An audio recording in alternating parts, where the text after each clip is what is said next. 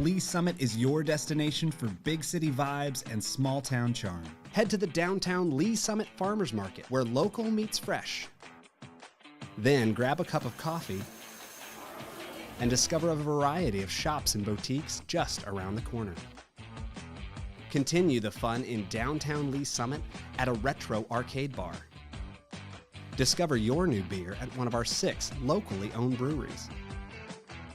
Cool off with some handcrafted cocktails at happy hour. End the night with live music and good company.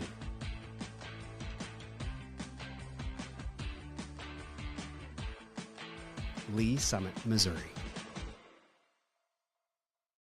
Hello, Lee Summit. I'm Laura Ingeman, and this is your flash briefing for the week of September 23rd.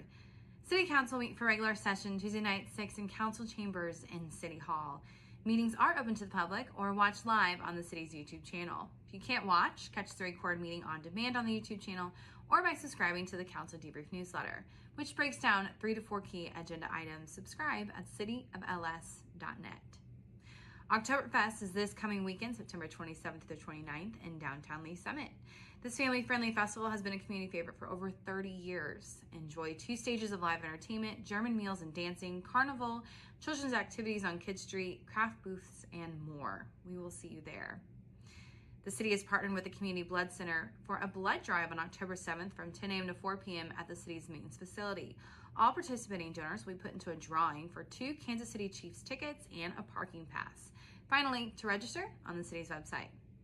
And join the stream team and make a difference on October 12th. Help protect our local streams by removing litter and debris. Trash bags and gloves are provided, and student and scout community service hours are available. Learn more at cityofls.net. Thanks for listening and have a great week.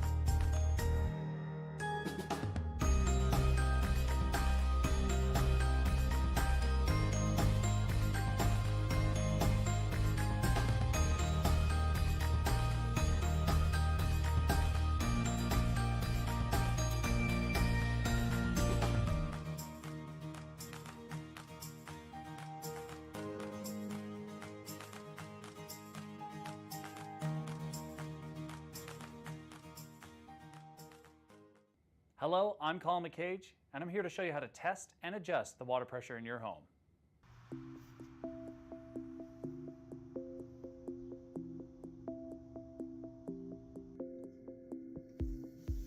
Testing water pressure in a home can protect its plumbing.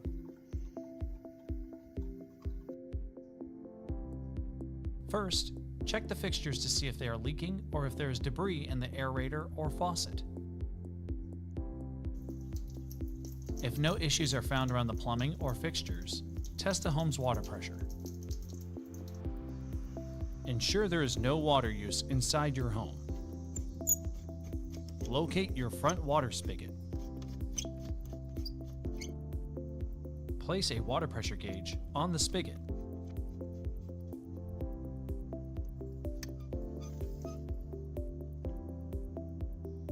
An ideal water pressure for your home is 40 to 80 psi. contact water utilities about the water pressure issue before adjusting. To adjust your water pressure, locate your home's pressure reducing valve, or PRV. Loosen the lock nut on the PRV with a wrench.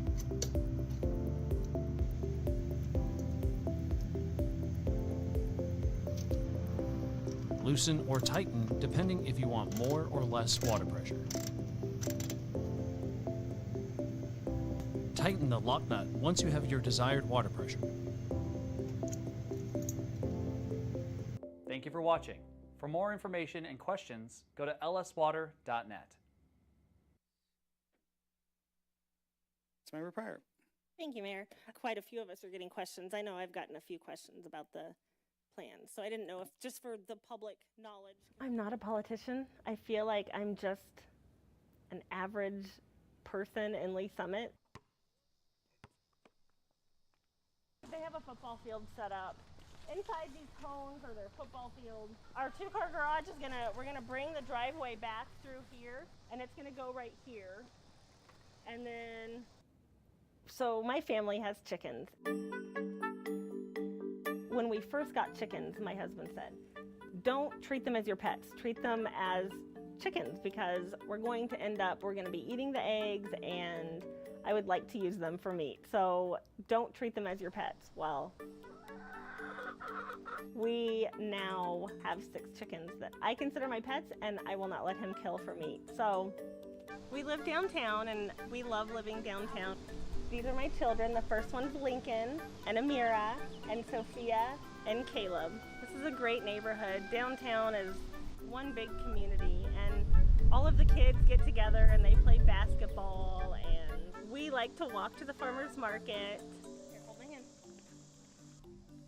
It's an easy walk, probably less than 10 minutes.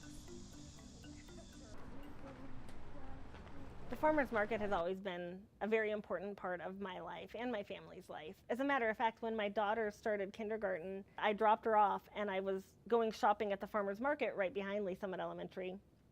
And I was teary-eyed because she was my first and she was going off to kindergarten. And Terry, the butterfly lady, the one that's in the purple shirt, and she used to make little butterfly stickers for everyone, she gave me a big hug and was just so empathetic to the fact that my daughter had just started school. How are you guys doing? Doing well. How are you? Very good.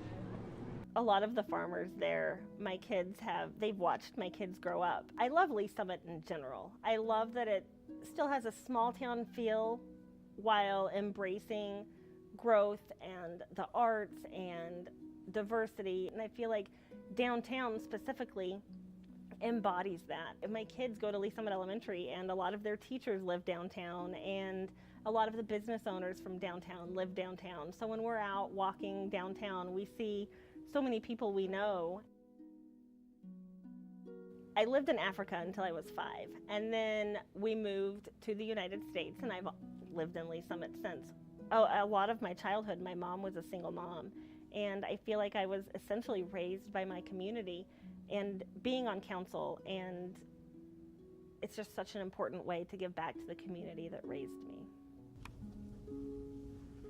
I state your name. I, Mia Pryor, Do solemnly swear do solemnly swear that I deserve the qualifications this day of April 2022.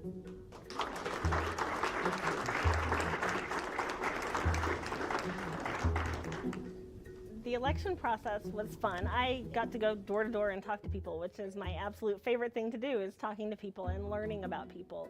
I even had people inviting me into their house for dinner or inviting me back to their house to meet their spouse. And I knocked on a door, and the lady that answered the door was my kindergarten teacher.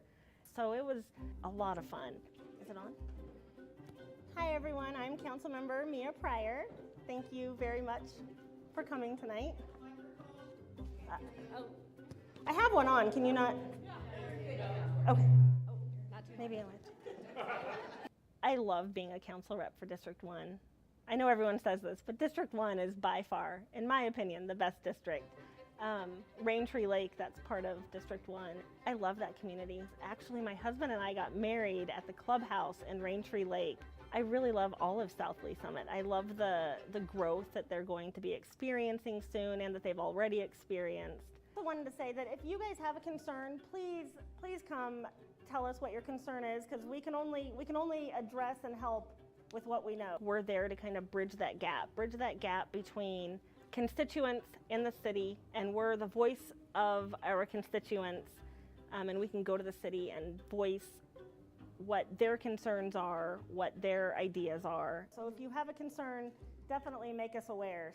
So my big priorities are public safety. That's always one of my top priorities. I've always wanted to make sure that first responders were supported. I think that that's super important to me and to many in our city. But also I wanted to influence the growth in Lee Summit. I wanted to influence the type of businesses we get here and the type of activities there are to do for our families. If we're going to continue to grow downtown, how important it is to focus on people that already live here and the infrastructure we already have in place. Our first presentation tonight is going to be Assistant City Manager Ryan Elam, who is going to talk about that very exciting Farmers Market Plaza. But I want to show you the most recent rendering, fly-through video of that. That's really the best way to kind of get a good sense of what this will look like in the near future. To see it developing into something as big as it's going to be across from City Hall is super exciting to me. I can't wait for it to get built and to start welcoming people into what the farmers market's going to be, but also everything else that goes along with that development.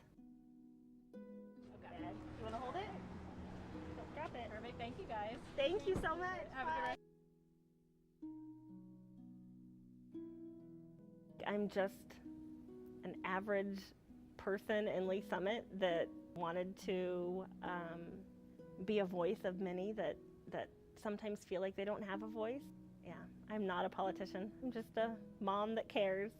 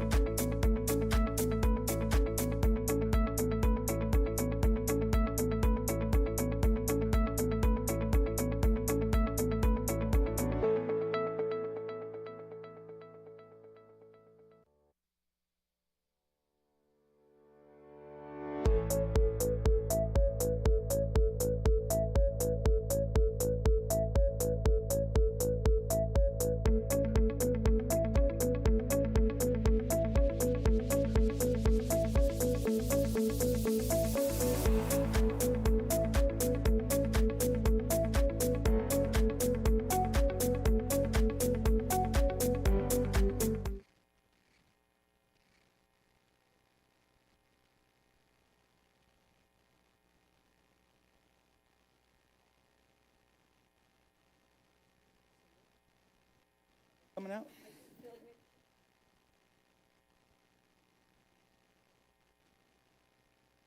Welcome, everyone. Would you please rise for the invocation and stay standing for the Pledge of Allegiance? Heavenly Father, we are thankful for this day that you have given us, for its blessings and its opportunities and its challenges. May we appreciate and use this day to welcome all that gather and to make our community thrive. We pray for strength and guidance for each day, for each day's duties, and for each day's problems. May we be challenged to give our best always, and may we be assured that we have succeeded in our commitment to our neighbors. Amen.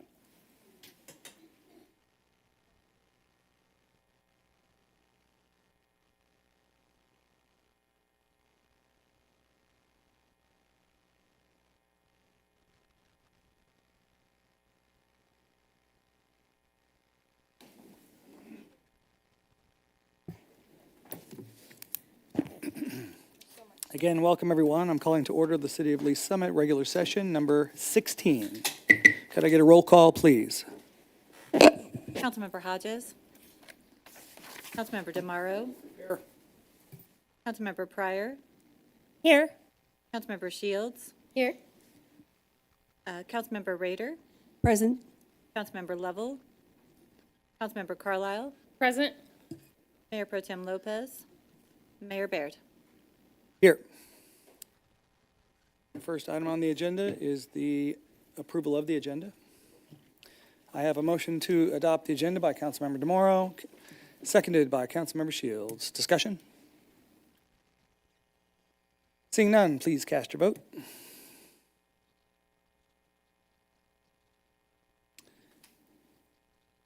All votes are in. Please record the vote. Passes 6-0. We should have a couple more council members coming in shortly, just for everybody's knowledge. Next is the approval of the consent agenda. I have a motion to adopt the consent agenda by Councilmember Carlisle, seconded by Councilmember Shields. Discussion. Seeing none. Oh, Councilmember Shields, yes. I just wanted to give a shout out to Molly Pesci, who is in the audience tonight, is being appointed to the Land Clearance Redevelopment Authority. We're looking forward to having you as part of our team here. Thank you. Thank you. Seeing no further discussion, please cast your vote.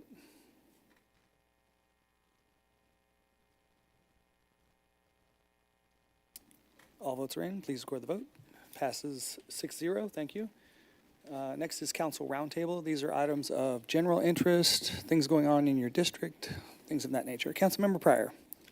Thank you, Mayor. I just wanted to say congratulations to Chief Manley on his retirement and his many years of service to, well, everything he's been involved in. They made a list of everything he was involved in at his retirement reception, and it's a lot. So thank you for your service and congratulations.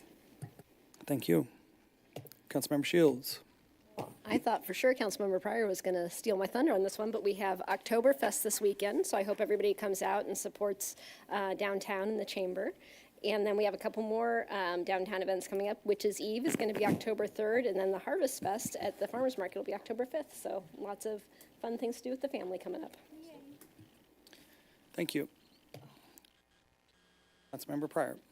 Thank you. That reminded me that they are still looking for volunteers for Oktoberfest, and it takes a lot of volunteers to make something like that successful. So if you have time this weekend and you feel like pouring beer or changing out trash, then sign up on, I believe you can go to their Facebook page and sign up. Thanks. Thank you. All right. Then we will go to proclamations. We have 2 proclamations tonight. I'm going to come down. Let's start with the Hope House representatives, if you'd come forward.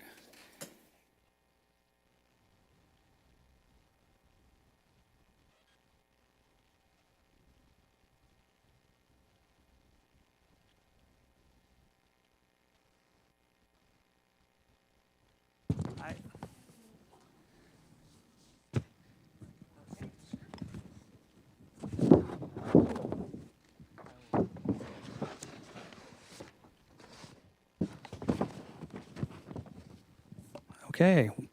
Whereas Domestic Violence Awareness Month is observed each October to bring attention to the epidemic of domestic violence, to honor victims and survivors, and to advocate for an end to this grave issue. Whereas domestic violence is a pervasive problem affecting individuals in every community, regardless of age, gender, economic status, race, or religion, with devastating physical, emotional, and financial consequences. And whereas an average of 1 in 3 women in the United States will experience domestic violence in their lifetime, whereas Hope House has been providing comprehensive services to domestic violence survivors and their families for over 40 years, whereas over 6,000 hotline calls were answered by Hope House in 2023, whereas by working together, we can increase awareness of domestic violence, support survivors, and promote healthy relationships based on respect and equality for all individuals. By virtue of the authority vested in me as mayor of the city of Lee Summit, I do hereby proclaim the month of October as Domestic Violence Awareness Month. Could I get a hand? Thank you. Here, and could you say a few words? Sure. My name is Eileen Sheehan, and I'm the Chief Operating of Hope House, and I have with me Bree, who is in our development department. And we just want to thank you very much for recognizing October's Domestic Violence Awareness Month. We serve and have been serving in this community for over 40 years and will continue to do so, and we appreciate the support.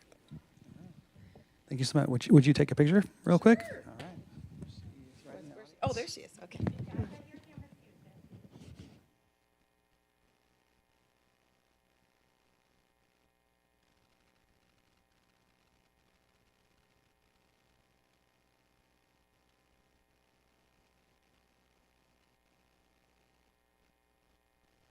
Thank you. Oh, wait. I think you got your notes. Yep, don't want that. Okay, and then we have the Wellness Commission members and Cultural Commission coming forward. This is a proclamation for Good Neighbor Week. And Human Relations Commission.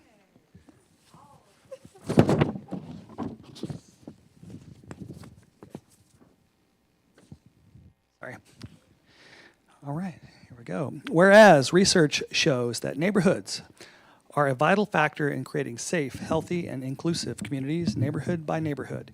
Whereas the vast majority of Americans do not know the name of their neighbors and believe a good neighbor is someone who is quiet and leaves them alone.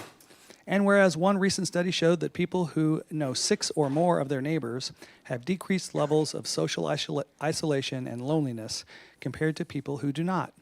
And whereas developing positive neighbor relationships positively impacts mental health, life expectancy, and physical health for individuals and fosters improved disaster response, civic engagement, crime prevention, and economic resilience for entire communities. And whereas good neighbors help to create good neighborhoods and vibrant communities. And whereas developing positive relationships requires stepping out of your home and connecting with neighbors who can help build a social support system in your neighborhood. And whereas neighboring is an opportunity to be thankful for those living nearest, a chance to be a blessing or generous, and an opportunity also to receive. By virtue of the authority vested in me as mayor of the city of Lee Summit, I do hereby proclaim September 28th through October 4th as Missouri Good Neighbor Week.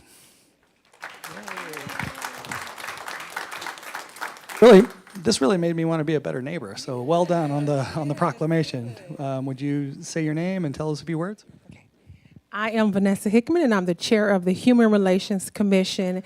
And I want to challenge you all to please participate September 28th through October 4th in Good Neighbor Week. So be a good neighbor, participate in the activities, look at the flyers and what's going on, and encourage your children to do the same thing. Hi, I'm Jennifer Novogratz, also part of the same commission. Pretty much same thing. Just go out, be a good neighbor, talk to each other, help each other out.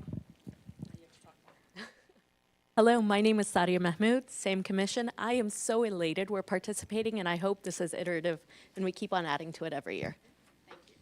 Thank you. And Crystal's going to take our photo out there.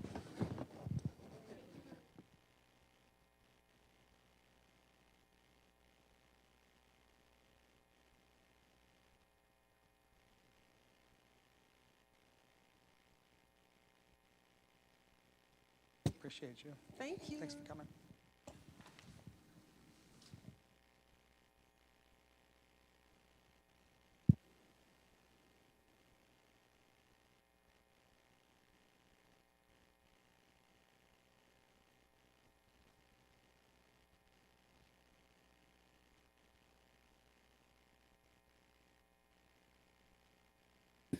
All right. Next on the agenda is our public hearings. We have a couple tonight, so we're going to start off with closing the regular session and opening the public hearing in the matter of rezoning from Ag to RDR, 3.2 acres along the west side of Northwest Pryor Road, located 1/3 mile south of East Bannister Road, 1450 and 1460 Northwest Pryor Road.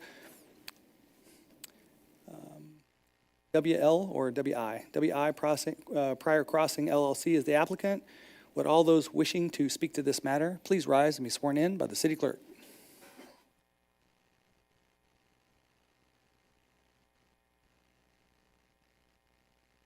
All right. Does the applicant have a presentation? Do you go first? Yep.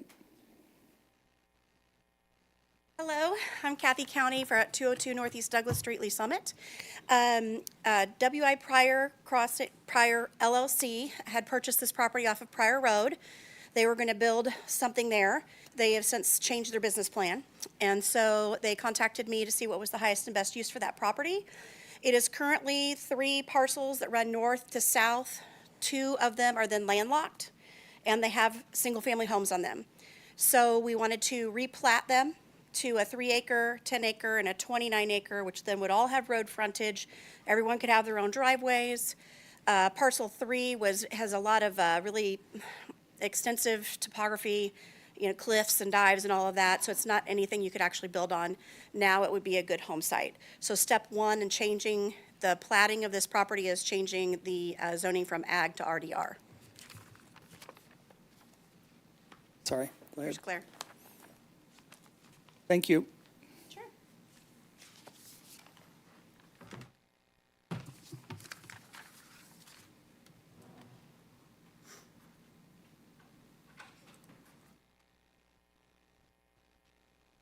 All right, good evening, Claire Byers, Senior Planner. I'd like to enter into the record Exhibit A, list of exhibits 1 through 16.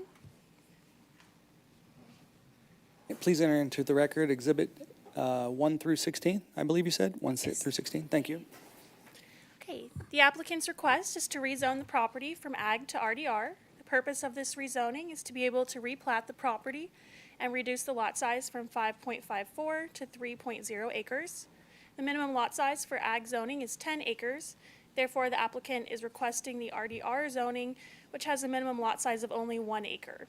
The subject property's existing lot size is considered legally non-conforming since it was platted in 1990, which predates the existing UDO standards.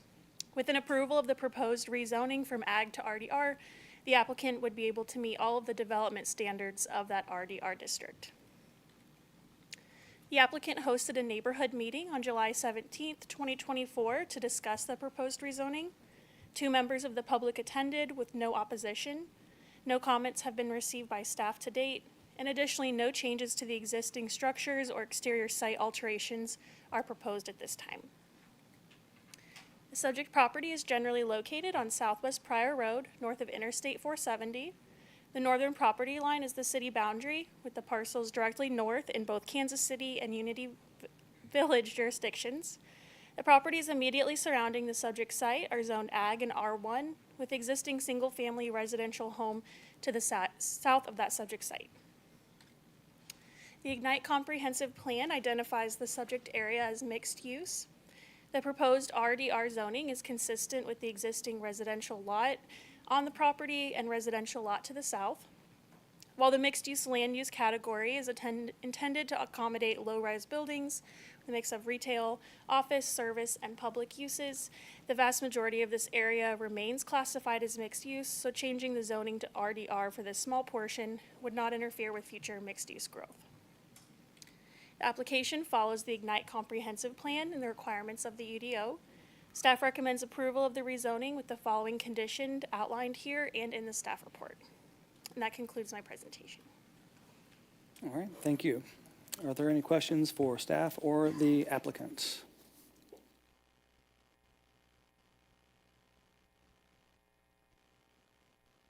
Okay, I'm not seeing any questions. Straightforward. Is there anyone here that wishes to speak in favor or in opposition to the application? Please come forward. Any additional questions from council? Does the applicant care to make any further comment? Okay. Hearing no further testimony, I'm closing the public hearing and reopening the regular session. Is there any council discussion on this application?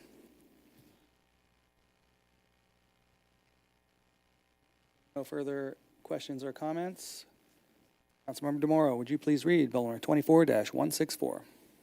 Thank you. I move to advance the second reading Bill number 24-164, an ordinance approving rezoning from District AG to District RDR on approximately 3.5 acres along the west side of Northwest Pryor Road, located approximately 1/3 of a mile south of East Bannister Road, 1450 and 1460 Northwest Pryor Road, all in accordance with the provisions of Chapter 33, the Unified Development Ordinance of the Code of Ordinances for the City of Lee Summit. Thank you.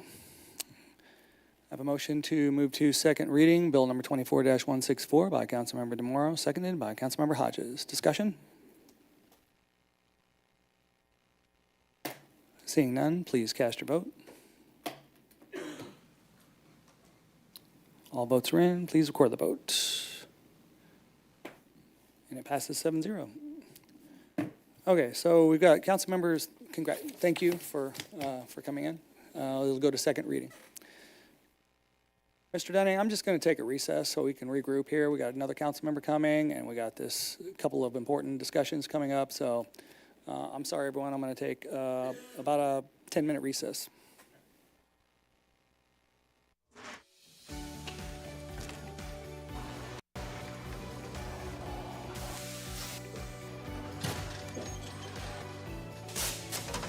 Welcome to the Lee Summit Sign Department. We are going to walk you through our process from start to finish. We make signs as needed here. It's not like we just go out into the field and place a speed limit sign here, no parking here. Our traffic engineers, they go through and they'll do field studies. They'll send us down an engineering work order for us to go out, place new signs or remove signs as needed.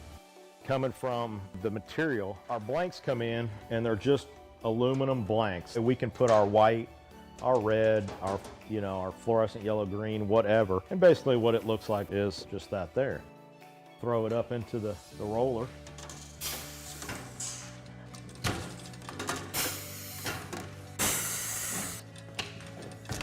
And once we got it covered, take it to our work table here, and Tim will cut the corners, cut all the access off to where it's lined up right. As far as the plotter and the software that we use, there's a street name sign there, and he's gonna go ahead and print that out on the plotter so you can see the plotter and how it operates and runs. There's standards for the height, even just on letters on the sign blank. Basically what we have on the computer there is it's pretty much set up to those. And it goes through, it's got a very small but sharp needle that goes through and cuts everything out, letter by letter. Once that's done cutting, our next stage would be bringing it over here. Currently picking out the sign letters right now. We call it weeding or picking or however you want to call it. Next, putting it on the transfer tape.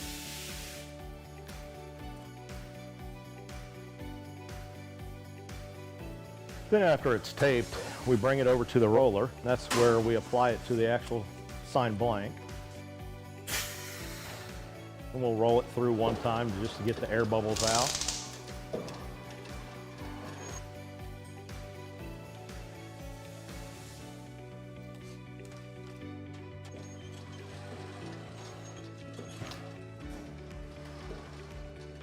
And the last stage is basically just taking the transfer tape off the front of it. And there's a finished product of the street name sign. We'll take you out to the field and show you our process that we go through. We're gonna go out and follow our sign guys, get something installed for you. This is where we check our underground utilities. Tim, you got AT&T? AT&T is back here. Evergy, Google, so we should be good to go. We normally put all of our stuff together out in the field.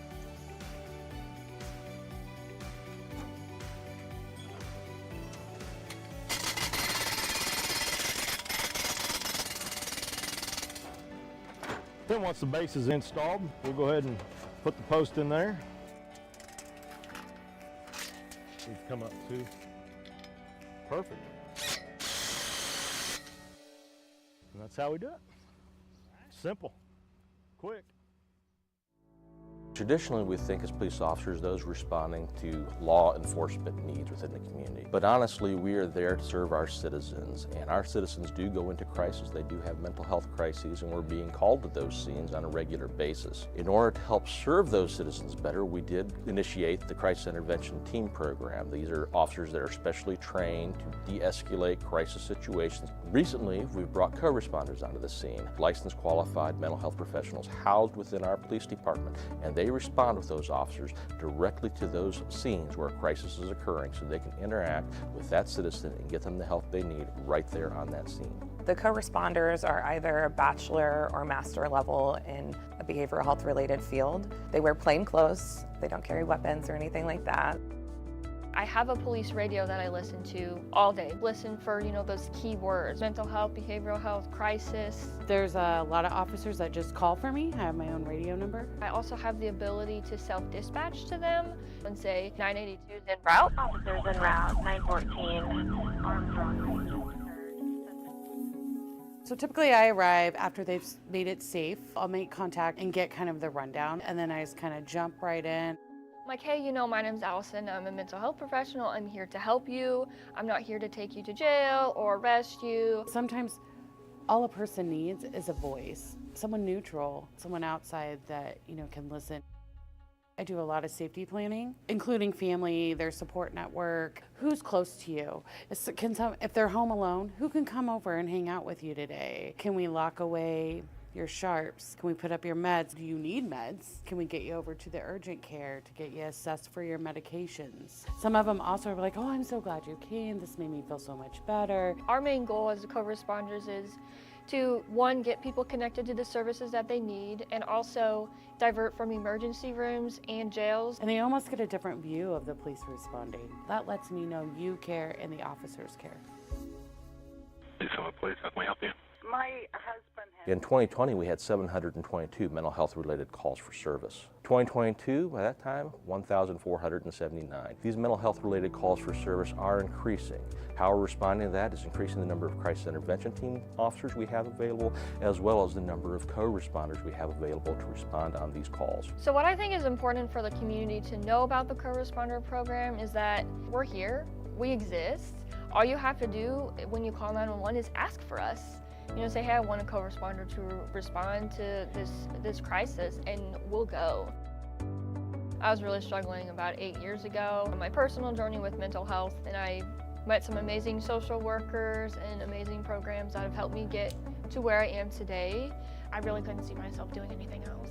We want to help, and that's what we love to do. So I had a client, we got a call, she had some suicidal ideations, and she really felt that she had nobody. And and getting to know her story and getting to know who comes around and sees you, well, then we found a support person and they responded immediately. And we made a plan. I called back and checked on her in an hour, and then I checked on her in 2 hours. We were able to get her into the additional services to where she talks to someone every week or more. I just took a person that really just thought they had nobody and nobody would show up for them, and show them you do. And you'll be amazed who is in your corner if you just simply say, I need a little help.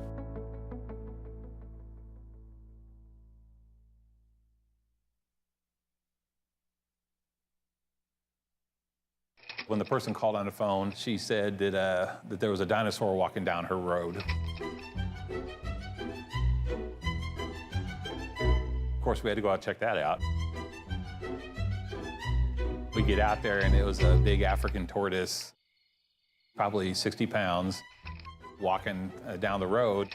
When they walk, they really stand up tall, so I could see why she thought it was a dinosaur. I'm Rodney Wagner. I'm the manager of Lee Summit Animal Control.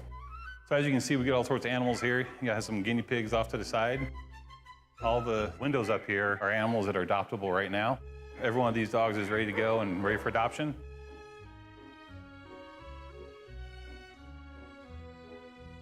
And the same thing with our cats over here.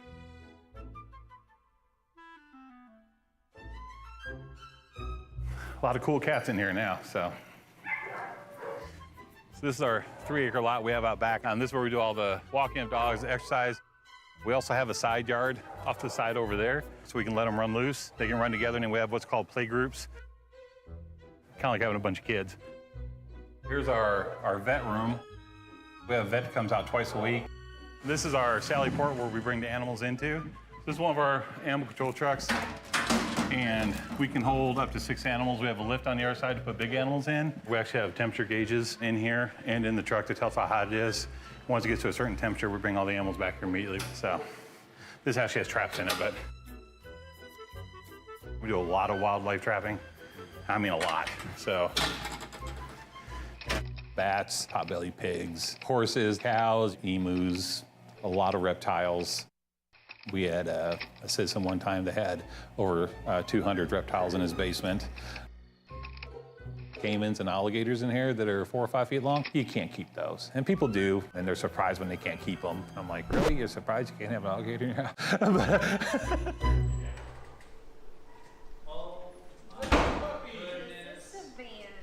Our main goal here is public safety and also the safety of the animals. And we have very dedicated people back there, and they definitely stay here for the love of the animals, which also includes getting them adopted out. We'll have about 4,000 impounded animals a year. Probably about close to 2,000 are dogs and cats. The cats and dogs, when they get impounded here, they go on a 5-day hold, and then after the 5 days, if the owner doesn't show up, then we can put them up for adoption. To adopt an animal here is actually really simple. You just come in, look for whatever animal you're looking for, find the right pick. You go to the adoption room up there and see if you get along with them. You spend as much time as you want to in there. From that point on, it's just a matter of making sure they're spayed or neutered and all their vaccinations up to par and they're good to go. We have a very high adoption rate because we try everything in our power to get animals adopted out. We have Heart of America, a Humane Society that we do a lot of adoptions through. And then we also have other groups. We have some people that literally will just look all over the country for somewhere for a dog to go. And we sent dogs up into South Dakota, North Dakota, Washington State. So it's actually, it's a huge united effort to get all these animals home. Tarzan's got lots of energy. Hazel's got a weird meow. Belle, she wants nothing to do with the other cats. She'll kind of get her grumpy face going. And the good thing about the people here is that they get all their friends to get animals too. All of us have probably the limit of all the animals that we can have at home. You know, they are huge animal lovers. If it was up to the people here, we'd have 15 cats running around in here.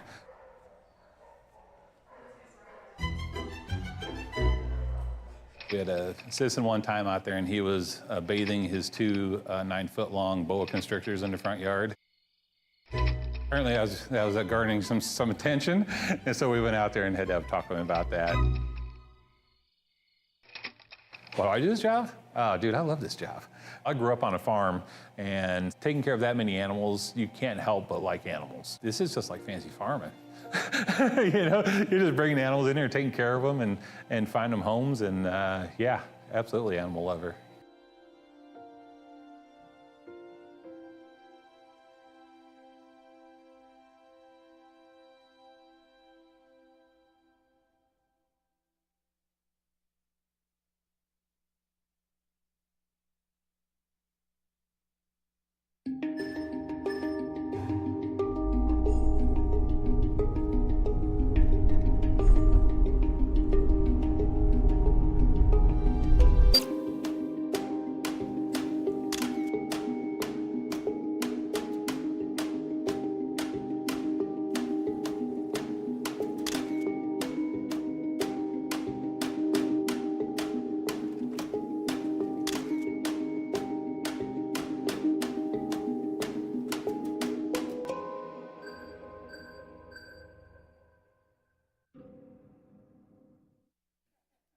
Okay, welcome back, everyone. We're going to bring this meeting to order. Got as far as the second public hearing tonight. So I'm going to close the regular session and open the public hearing in the matter of the proposed 2024 property tax levy for the city of Lee Summit, Cass and Jackson counties, Missouri, for the calendar year 2024. Would all those wishing to speak to this matter please rise and be sworn in by the city clerk?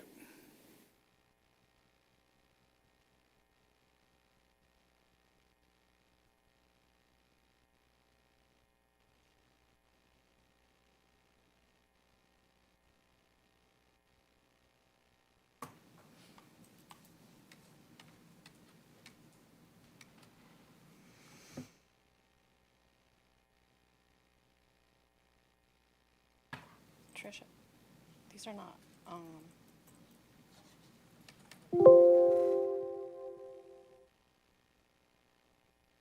quick.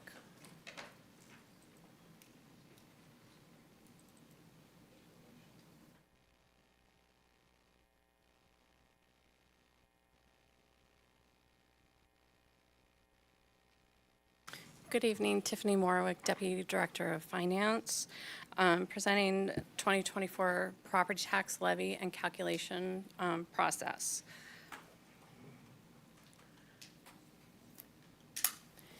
So to go briefly over the assessment and levy process, in January, all assessed values for real and personal property are as of January 1st.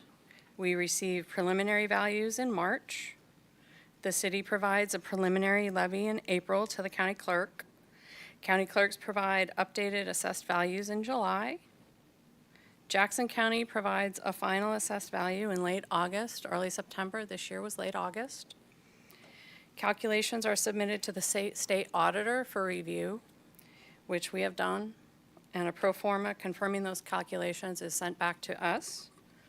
We have the public hearing, and then by October 1st, we have to submit the signed ordinance, the pro forma signed, to the county clerk by October 1.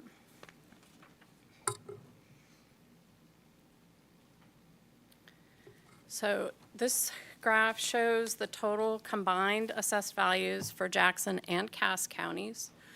The difference in previous years, you can see that the growth in the assessed values was a little bit more substantial than it is this year.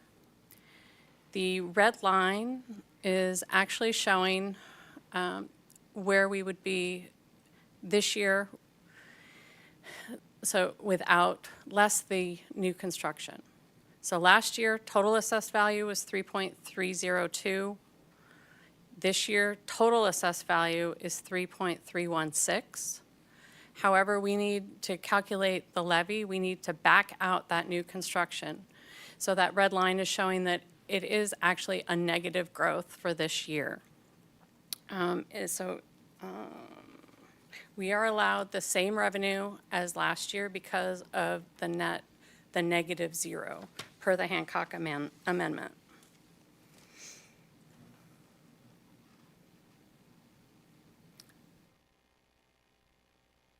New construction, this graph shows the new construction and improvements for the last few years. Last year, we actually had a negative personal property tax. So we only got real property in new construction last year. This year, total for Jackson and Cass County for real and personal is 43.7. So because the growth is negative, per the Hancock Amendment, we're allowed the same revenue as last year.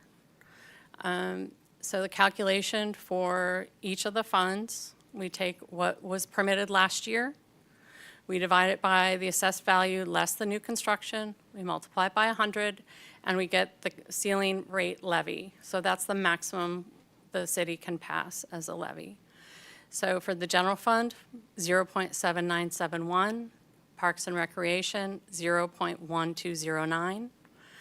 The debt service levy is 0.3697. It does calculate out to be higher, but because I believe it was promised that there was no tax increase for the bonds that we have now, it is voluntarily reduced by 0.2210 to remain at that 3697 amount. Compared to years in the past, when assessed values are higher, the levy rate goes down.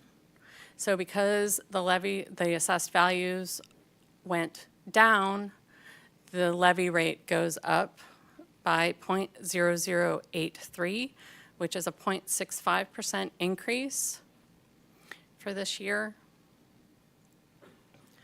So the allowable amount, we can add the new construction amount, which totals $563,985 to what we are getting on top of the revenue from last year.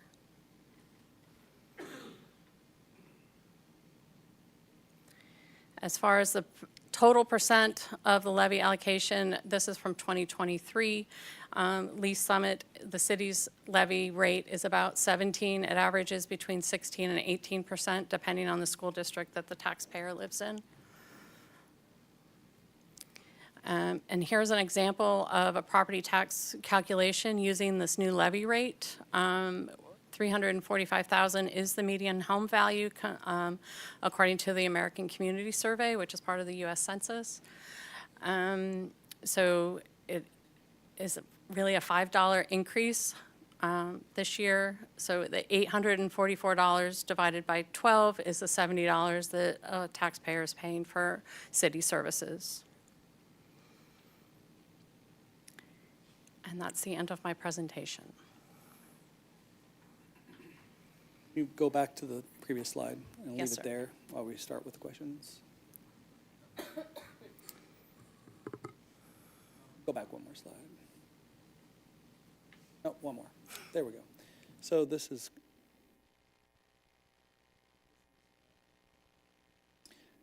I guess it was the one before this, the one with the percentages.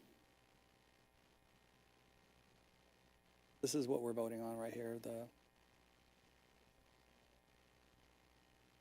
Which page?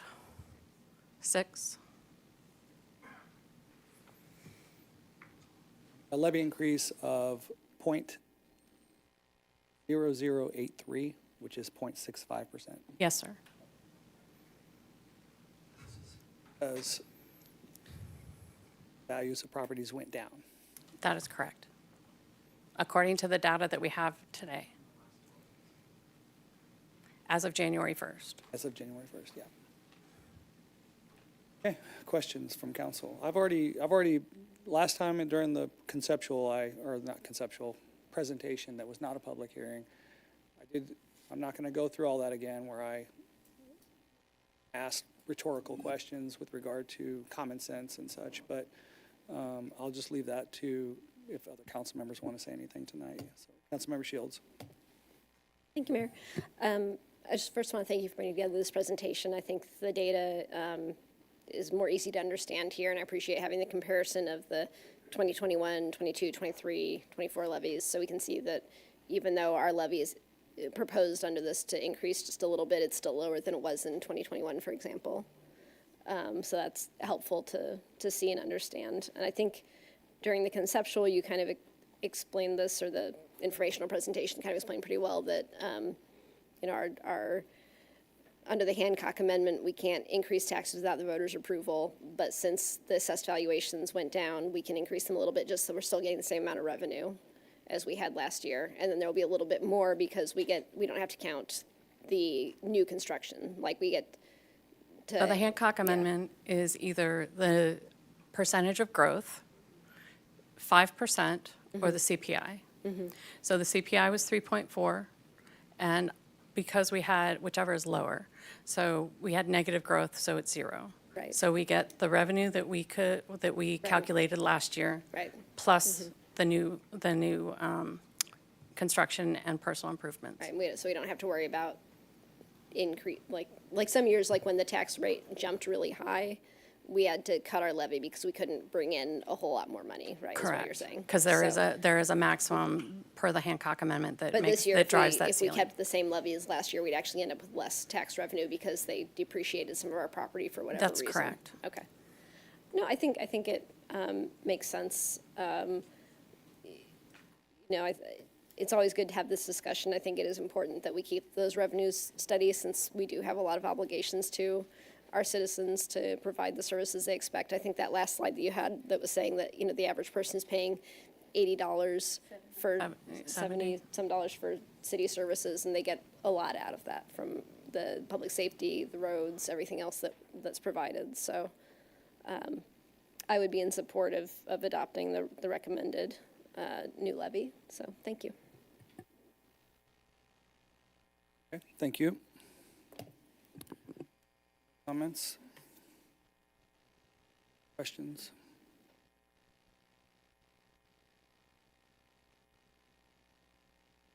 They're leaving it to me. Let me just, I can't just let this go without at least a couple statements. I understand. Okay, so it's nothing, I understand. okay. Had the CPI been, or is 3.4, isn't it? Correct. Property values had gone up 3.4%. Doing what? Decreasing our levy rate. But would we bring in any more property tax? We would. Oh, the amount, the dollar amount of 3. I do not at 3.4%. Ballpark it. Human calculator over there on the staff. You'd have to.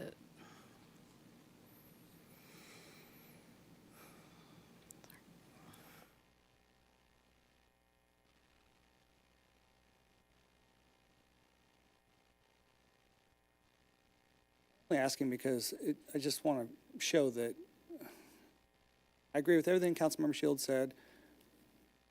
I'm willing to vote for this and move on from this moment, but I don't agree that it's common sense or makes sense. I mean, to me, it's not common sense.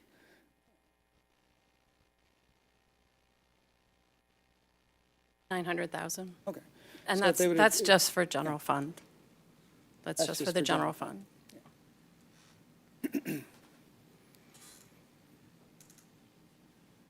The problem with that, the problem is it's not just $900,000 because this affects years going forward. It's cumulative effect, and it affects things going forward. That's correct. So it's a lot more, over 10 years, it's $10 million is what it is, so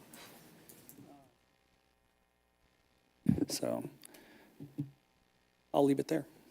Okay. So with that said, we did have a presentation on this, everyone's familiar with it, and I'm just gonna go ahead and ask Councilmember Rader. Oh, I gotta, shoot, we got citizens here. We gotta follow the order here. Do you have any exhibits to enter into the record? This presentation, yes, sir. Please enter this presentation as an exhibit into the record. Are there any questions for staff or the applicant? I've already asked that. Is there anyone here that wishes to speak in favor or in opposition to this application? Please come forward.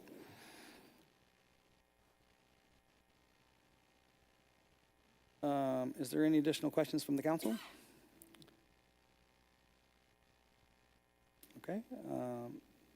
How do I say your last name? I got to say it right. Morowick. Really? Yes.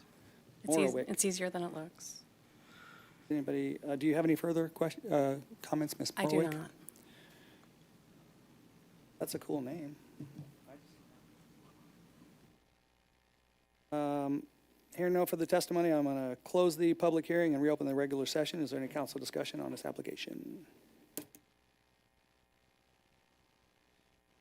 Very good.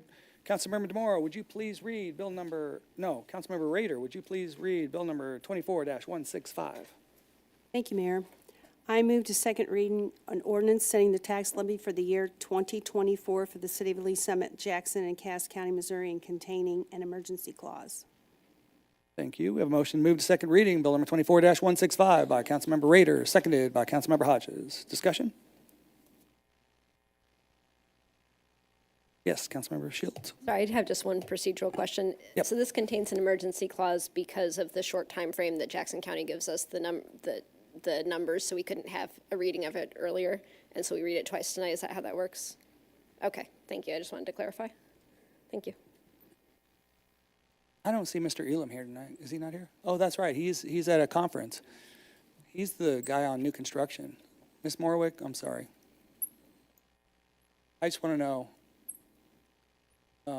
and I know that we're somewhat limited on what you can say, but we are still working on trying to make sure that these new construction numbers are accurate. I believe that is what the legal department is working on, yes. Okay. And we as council definitely want to see that continue to make sure that these new construction homes and buildings, commercial buildings, get on the tax records at the assessed values. Thank you.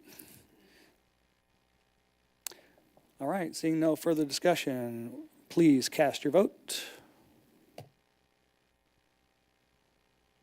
All votes are in. Please record the vote. It does pass 8-0. Councilmember Rader, would you please read for adoption? Because we're in a hurry because we got these numbers late. Thank you, Mayor. I move for adoption an ordinance setting the tax levy for the year 2024 for the city of Lee Summit, Jackson, and Cass Counties, Missouri, and containing an emergency clause. Thank you. We have a motion to adopt bill number 24-165 by Councilmember Rader, seconded by Councilmember Carlisle. Discussion. Please cast your vote. All votes are in. Please record the vote. It's unanimous. We have adopted the new debt levy. All right. That takes us to public comments. Now, I'm not going to go into the same spiel I did last time, but I do have a little short script. Public comments for those that are here tonight. This is a time set aside on the agenda for citizens to address the mayor and council on items of the agenda or items related to the operations of the city. Speakers will be restricted to 3 minutes. Minutes may not be transferred from one speaker to another. The mayor may declare a speaker out of order if the speaker comments are not related to an item on the agenda, not related to the general operations of the city, related to a specific public hearing on the agenda, disruptive of an orderly or fair discussion, or if it entails profanity or threats of violence, or if it includes attacks on another private citizen. The council will not act on any item not listed on the agenda, nor will it respond to questions. Staff may be directed to respond at a later time by council members, though. The mayor and council welcome and value the input and feedback from the public. Is there any person here that would like to address the council? I do have one person that signed in. Ms. Vollenweider, please come forward.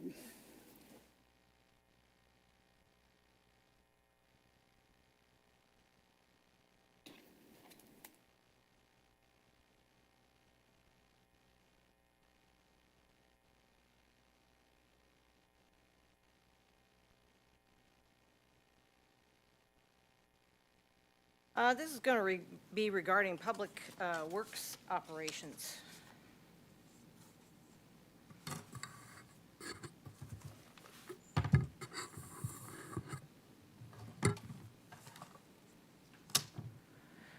Teresa Vollenweider, 5201 Northeast Maybrook Road.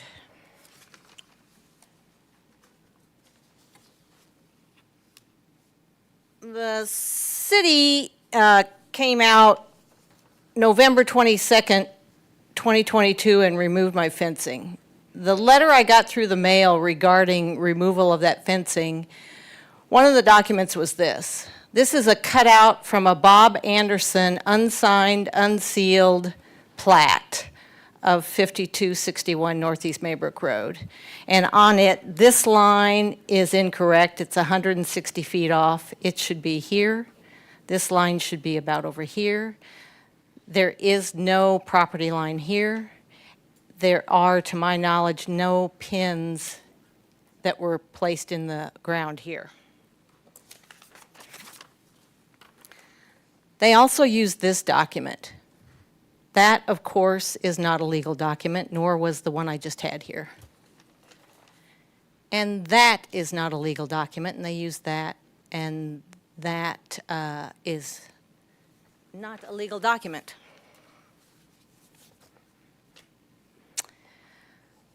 The city has just said to me, Parks said that I don't think they think it's prescriptive easement in this section, but Rick Sullivan, I do believe, thinks that it is, and he's with First American, and he is a researcher.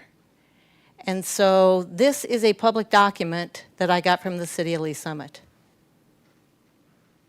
And even he says it might be considered prescriptive easement because he can find no documents for that road.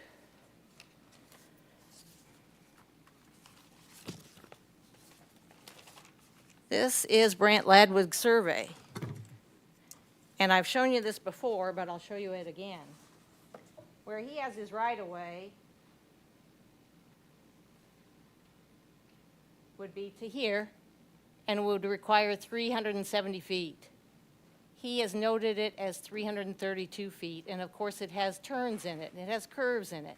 So it can't just have one bearing, it would have to have more than one bearing. So this is a document they relied on for right-of-way, indication of right-of-way. And it's got a blunder right here. That's a blunder. That's not an error. It's a blunder.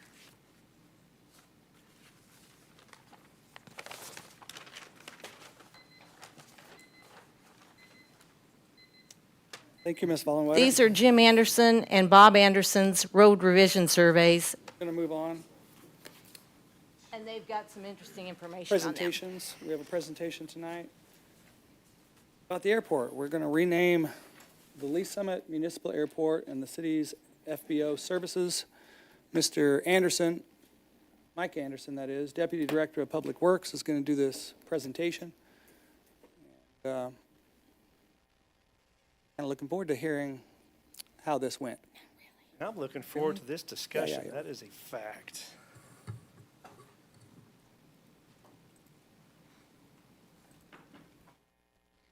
Good evening, Mike Anderson, Deputy Director of Public Works Operations, here to talk about the airport, more specifically the renaming of the Lee Summit Municipal Airport, and also our city FBO services. FBO, let me just clarify that. That's fixed based operator. So the FAA calls any business that operates on the airport ground an FBO. So that's just a fancy name for an airport-based business. Our FBO in particular, we take care of fuel sales, our line services, customer service for pilots and passengers, concierge services. We take care of getting hotel rooms, rental cars, setting up catering. We have a very wide range of work that we do. A little bit atypical from a municipally run FBO. So part of the renaming of the airport also includes rebranding of the FBO. One thing I would like to say before we start this, because the first question I get from just about everybody is, are we going to have to change the LXT? It's amazing to me how many people are just really attached to LXT. That's our airport identifier. Regardless of this conversation and the outcome, the LXT will not change. So don't worry about that. I see this, honestly, as a transformational discussion for the airport. When we built the crosswind runway, that was transformational. When we extended the main runway, that was a transformation. And frankly, this conversation that we're having tonight 47 years in the making from when we bought the airport in 1977 to tonight, that transition from a municipal airport to a regional airport. We have grown there and we have accomplished a lot in 47 years. One of the things I'm hoping, I'm ready to dive in, but we do need to back up and I think kind of do a little bit of history. But I do just want to say one of the things we're hoping at the end of this conversation, we're going to talk, CMT is going to come up and talk a little bit of the history of the airport. We kind of refresh around the business plan and master plan. Some of the council members were not involved in that process, so I think it's fair to just back up a little bit. But we will be making a recommendation on the airport name, on the FBO name. We open it up for discussion, and we're hoping we can leave this meeting with a consensus on what the airport name needs to be moving forward, so that should it be the will of the city council to make it official, we would come back then, we would draft a resolution and then come back and make this all official. So with that, I would like to introduce Esteban Aguirre. He is a senior aviation planner from Crawford, Murphy, and Tilley. He was very instrumental in the development of the airport master plan back in 1920-21, as well as the business plan. And he will kind of give us a little bit of a history of the airport, and then when he's done, I'll be back to talk some more. So.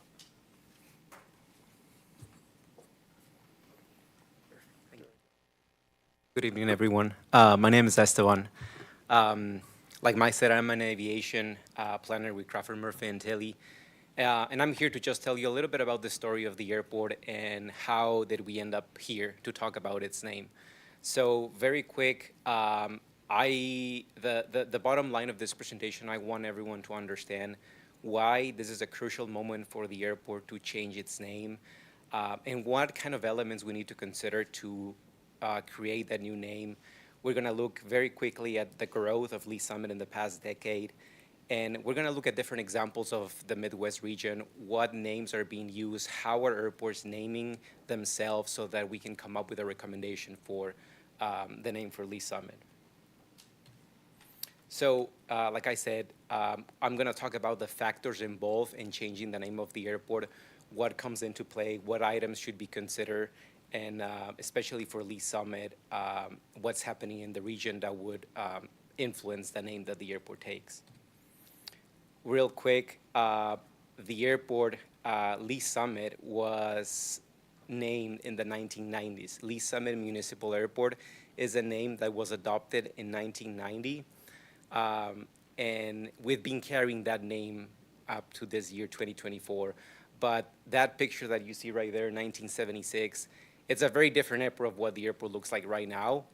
And we still have the same name now. And at the end of this presentation, I hope that everybody sees the huge difference that the airport is nowadays. So what factors do we need to consider for a change in an airport? First of all, we need to make sure that there's growth. To change an airport name, we need to make sure that there are more takes off and landings. We need to make sure that the fleet mix is changing. Most of the times, if the airport starts seeing larger aircraft, that is a first indicator of where we need to start offering different services, which would indicate it might be start time to change our name. The hypothesis here is the current name of Lee Summit Airport no longer accurately represents the services it provides and the community that it serves. So why is it important for an airport to have an accurate name? First of all, it needs to reflect airport growth. We need to make sure that the name aligns with the vision that the airport has. But also, most of the time, the name of the airport it should be used as a tool to market themselves, and most of the times it's not. The name can be a very powerful tool on how the airport is branded outside the city, outside the region. Having an accurate name is going to enhance the marketability of the airport. It's also going to improve the public perception of the airport. And I'm going to talk a little bit about more of this, but the word municipal, a lot of the times is related to inferior services or very basic services. That is not the case anymore here in Lee Summit. Also, it's important to have a representative name because it will align with the strategic goals of the airport and the city. And like I said, it needs to boost the economic development, and it needs to be able to attract users outside the region as well. This slide right here tells the same story. This is just a slide that tells how much the airport has been growing in the last 10 years. The line graph to the left shows the number of flight plans that have been filed. This means how many pilots are trying to fly into the airport. It has more than doubled in the last 10 years. And the two graphs that you see up and down, that's a comparison between 2022 and 2023 landings and takeoffs. And the picture is the airport is growing. Right now, we're looking at almost 40,000, over 40,000 number of landings and takeoffs in the year 2024. This graph, this is very important because this right here shows the outreach that the airport has. Lee Summit is not an airport that only serves the local community. Lee Summit has users that are coming from the East Coast, from the West Coast, the North, the South. And this graph right here, I think it tells a great story. It shows a comparison between how many takes-off and landings are local. It means how many aircrafts are registered here in Lee Summit versus how many of those operations are aircraft that are from other cities, from outside the region. And this is over 80% of the activity in Lee Summit is coming from outside the city. Again, this shows that Lee Summit is no longer a municipal airport anymore. Now, I'm going to back up to the year 2022. That was the year when we completed and adopted the master plan for the airport. As part of the master plan update, we completed a business plan. And the business plan was really a document that talked about the strengths, the opportunities that the airport has, but also what are the threats, what are the biggest challenges for the airport. And one of the aspects that the business plan revealed was that there's a branding issue right now at Lee Summit. And like I said, is the association of municipal with inferior services. There in the aviation industry, there is a misconception that municipal means bad. It's not true, but municipal does mean that they're basic services. But Lee Summit is more than that. Like Mike mentioned, the FBO is offering a lot of services that other airports, municipal airports, don't tend to offer. And that was one of the main challenges that was identified in this business plan in 2022. The other thing is the airport right now is heavily investing in Hangar 2. There's a big community hangar on the east side of the airport. They're also putting their money into a new terminal building. And again, these are factors that have to take into account to understand why right now is a great time to move on from the old airport name. So what are the next steps? Right now for the airport is to start thinking of what is the area that we serve and what are the services that we are offering. Those are the two main elements that are going to dictate the name that is adopted by the airport. This is just an example. I wanted to just understand what are the names that are being used in the region. This right here is the St. Louis metro area. These are some of the reliever airports in St. Louis, and you can see that most of these have the name St. Louis on their name because that's the metro area they are serving. You see St. Louis downtown, Spirit of St. Louis Airport, St. Louis Regional Airport. That is a common thread across the nation, that most of these airports, they tend to adopt the name of the metro city they serve. Another example, Indianapolis, we have Indianapolis Regional, Indianapolis Executive, Indianapolis Metropolitan Airport. And this is just to start guiding guidelines into how we should change our name here in Lee Summit. So what are the two main components to establish an airport name? The name of the metro area it serves and the level of service. This could be either regional, executive, or national. The main difference between regional, executive, and national is the scope of the outreach. Regional usually means they have a beyond immediate outreach than the local community. Executive tends to be related to more business aviation. That means that you're offering services to corporate and private jets. And national, this implies that you are a hub for national flights or sometimes international flights. Those are the main difference, but these are the three main elements to incorporate into a reliever airport, such as Lee Summit. These are just a few examples of how airports have changed their name and why. For example, Parks Metropolitan Airport was renamed St. Louis Downtown Airport to just show that they also offer their services to the whole St. Louis area. Another example, Mount Comfort Airport was renamed Indianapolis Regional Airport, again, to show that they serve the broader Indy metro area. Milwaukee Municipal Airport was renamed Chicago Executive Airport. It's the same story, it's the same example. And to wrap this up, the airport, Lee Summit in the 1990s, that airport is not here anymore. The airport right now is an airport that has users from all over the country. We are serving not only Lee Summit, not only Kansas City, but the expanse is very wide now for Lee Summit. And more than anything, the airport is investing heavily into keep growing, and that growth has to be reflected in the name. That's why one of the recommendations, one alternative, is the Greater Kansas City Regional.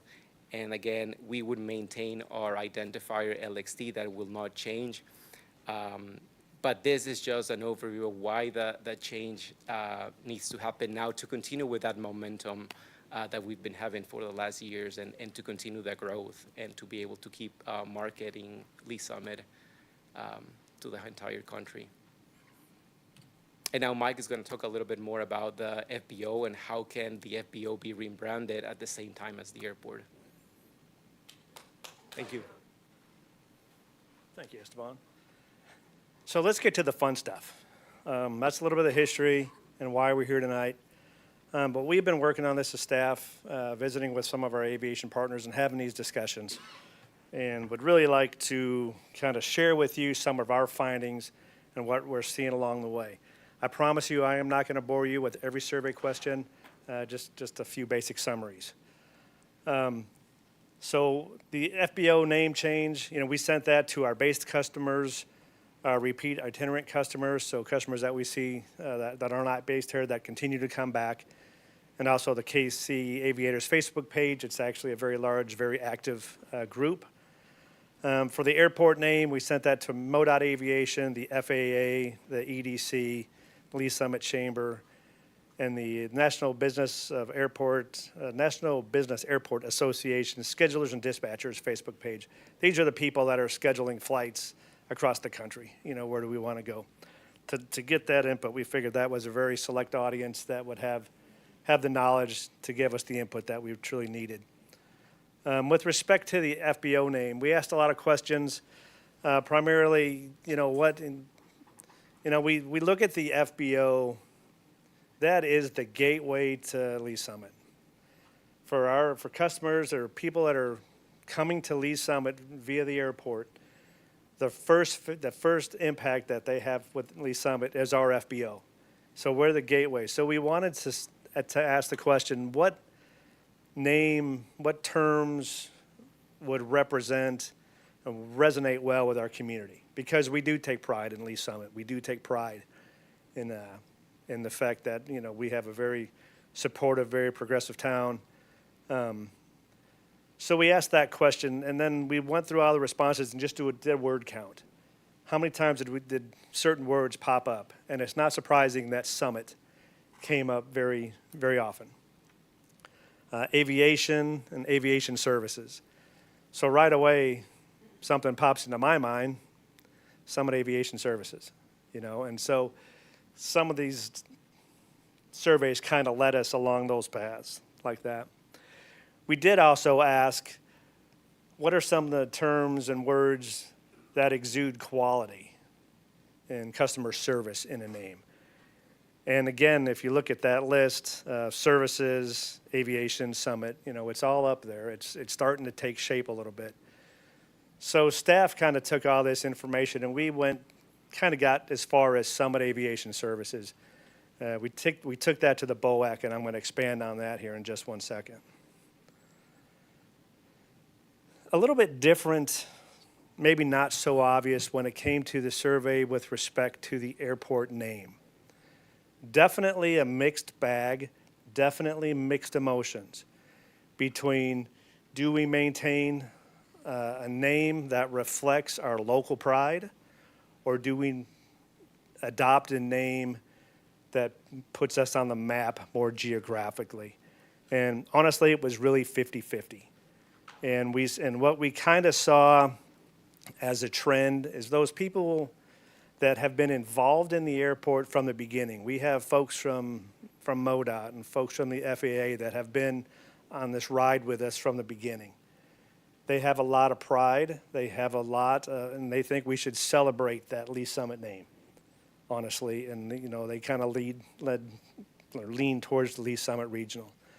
Where there's another group of folks that said, no, you really need to look at bigger picture. What are you trying to do? You've got 80% of your traffic is itinerant.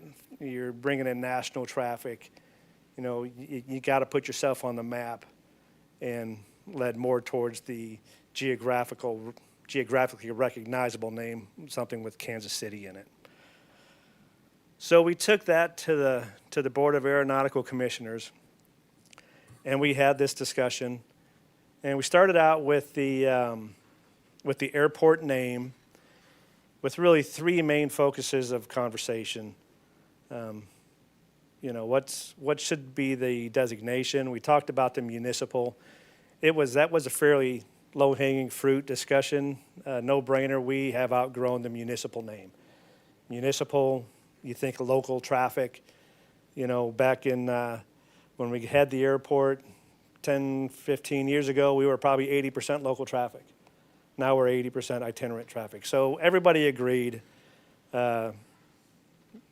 municipal was not the fit. And everybody pretty well gravitated towards regional very quickly. If you think of, MoDOT and their airport designations, MoDOT designates Lee Summit Airport as a national business airport. So they recognize that we are bringing in business nationally. The FAA, they have us classified as a regional general aviation airport. So they see that we are not a local GA airport, that we serve the region as a whole. So regional made a lot of sense. Then when we got to the discussion on the geographic identity, much like our survey, a lot of mixed feelings. A lot of folks really wanted to celebrate the Lee Summit name, but they also recognized the marketing and business potential of Kansas City. The group as a whole recognized that there are a bunch of local aviation enthusiasts with a lot of local bias, but again, acknowledged the marketing and the business benefits of having a more geographically relevant name. As a matter of fact, one of the council members or commissioners said, if people are doing a Google search, we want to be number 3 on that Google search. There's going to be Kansas City International, Kansas City Downtown, and Kansas City Regional, which is going to be us. So interestingly enough, just this afternoon, I Googled Kansas City airports. And any guesses where Lee Summit came up? It didn't at all. It wasn't on the list. If I changed my search a little bit, I changed it to Kansas City area airports, and Lee Summit came up number 8. For the airport we are, in my mind, I agree, that's not where we want to be. We want to float to the top. So through the discussion, there was a lot of names thrown out. Kansas City Regional kind of started the conversation along with Lee Summit Regional. Kansas City Regional, wasn't really well liked, probably because it put a spotlight on Kansas City, the city of Kansas City. But as we talked, and I'm not even sure who threw out the greater Kansas City, but that resonated with the group, because greater Kansas City doesn't put a spotlight on Kansas City. It puts a spotlight on this entire area, the entire area that we serve. So through those discussions, Greater Kansas City Regional Airport and the Lee Summit Regional Airport were the two that floated up to the top during those BOAC discussions. With respect to the FBO name, a lot was talking, everybody liked the Summit. They liked that, that dual meaning, Summit being the peak, but Summit for Lee Summit. Everybody liked that. Everyone gravitated to that. Excuse me. Certain terms people wanted to stay away from, Jet Center, Elite, Total, came off as too exclusive, that we wanted to be inclusive of all aviation. Started out with Summit Aviation Services. Somehow that kind of floated over to Summit Aeronautical Services, and then Summit Aero came up. And it was interesting because I went back and I watched the BOAC video to refresh my memory, and we were all over the place. We were kind of like a room full of cats. Everyone's running around. But when the Summit Aero name came up, it was like dropping a mouse in the middle of the room, and everybody just gravitated to that. And when it was palpable. Everyone just really liked the Summit Aero.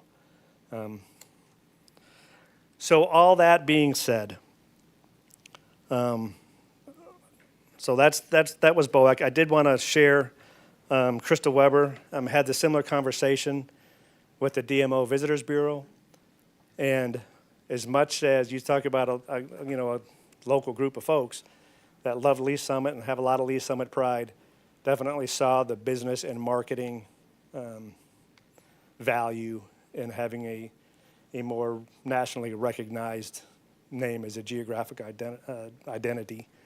And they ultimately did recommend Greater Kansas City Regional Airport. So all that being said, the fact, staff took all this in, we talked amongst ourselves, the fact that 80% of our traffic is itinerant.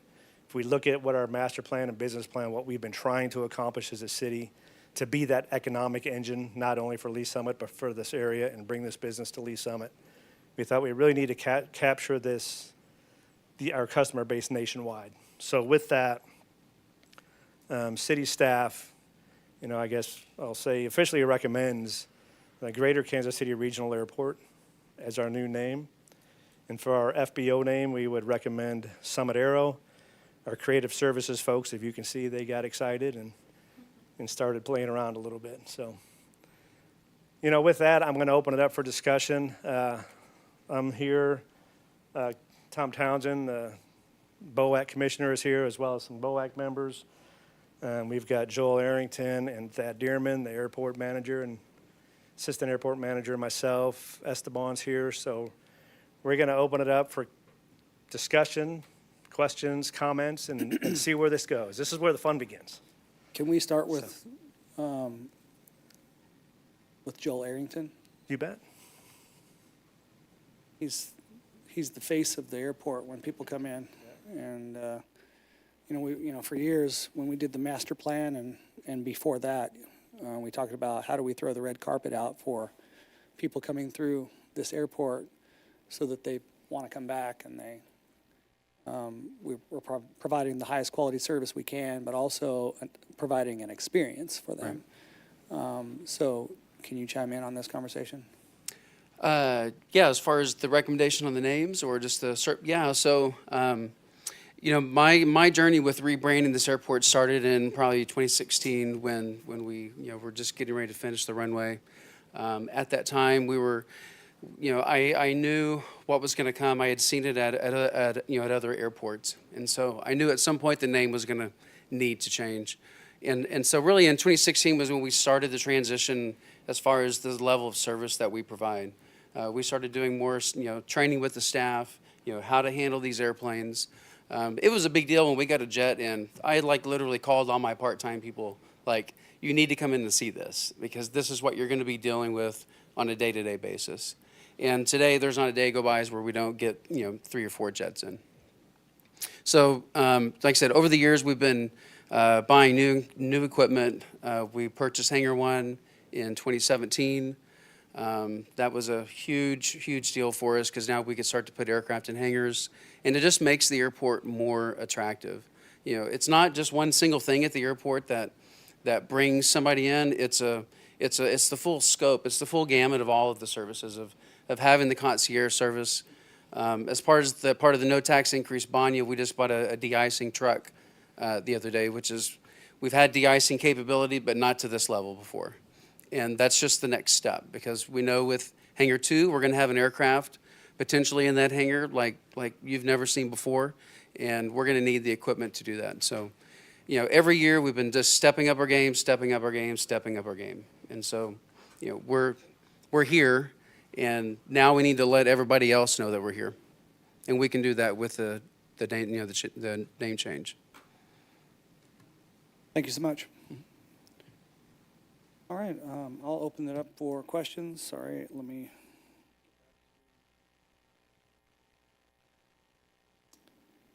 Okay, we have people that would like to speak, so let's. Councilmember Shields. Thank you, Mayor. I don't know if it's appropriate, but I'd be happy to let Councilmember DeMoro go first if he wants to, because I know he's been really involved in this whole process. Councilmember DeMoro. Well, thank you. Thank you very much. Thank you, Joel and Mike, for the presentation, and Esteban. I really do appreciate that. That a lot of good information was presented, and I do appreciate that meeting the timeline. I mean, we had talked about a timeline a couple months ago or a month and a half ago, and I, for one, wanted that timeline where we could have something done, before, November. It looks like we're going to be able to do it in October, so I do appreciate that. I was one that was stuck on the Lee Summit brand, only because I've lived here forever, and I have a lot of pride in our city. But after the presentation, of course, regional has to be there after the presentation, and I realized that 80% of the flights coming in, as you said, were itinerant. That means that we need to attract, we are attracting from outside, and we need to keep attracting. And by the way, I did search also Kansas City airports.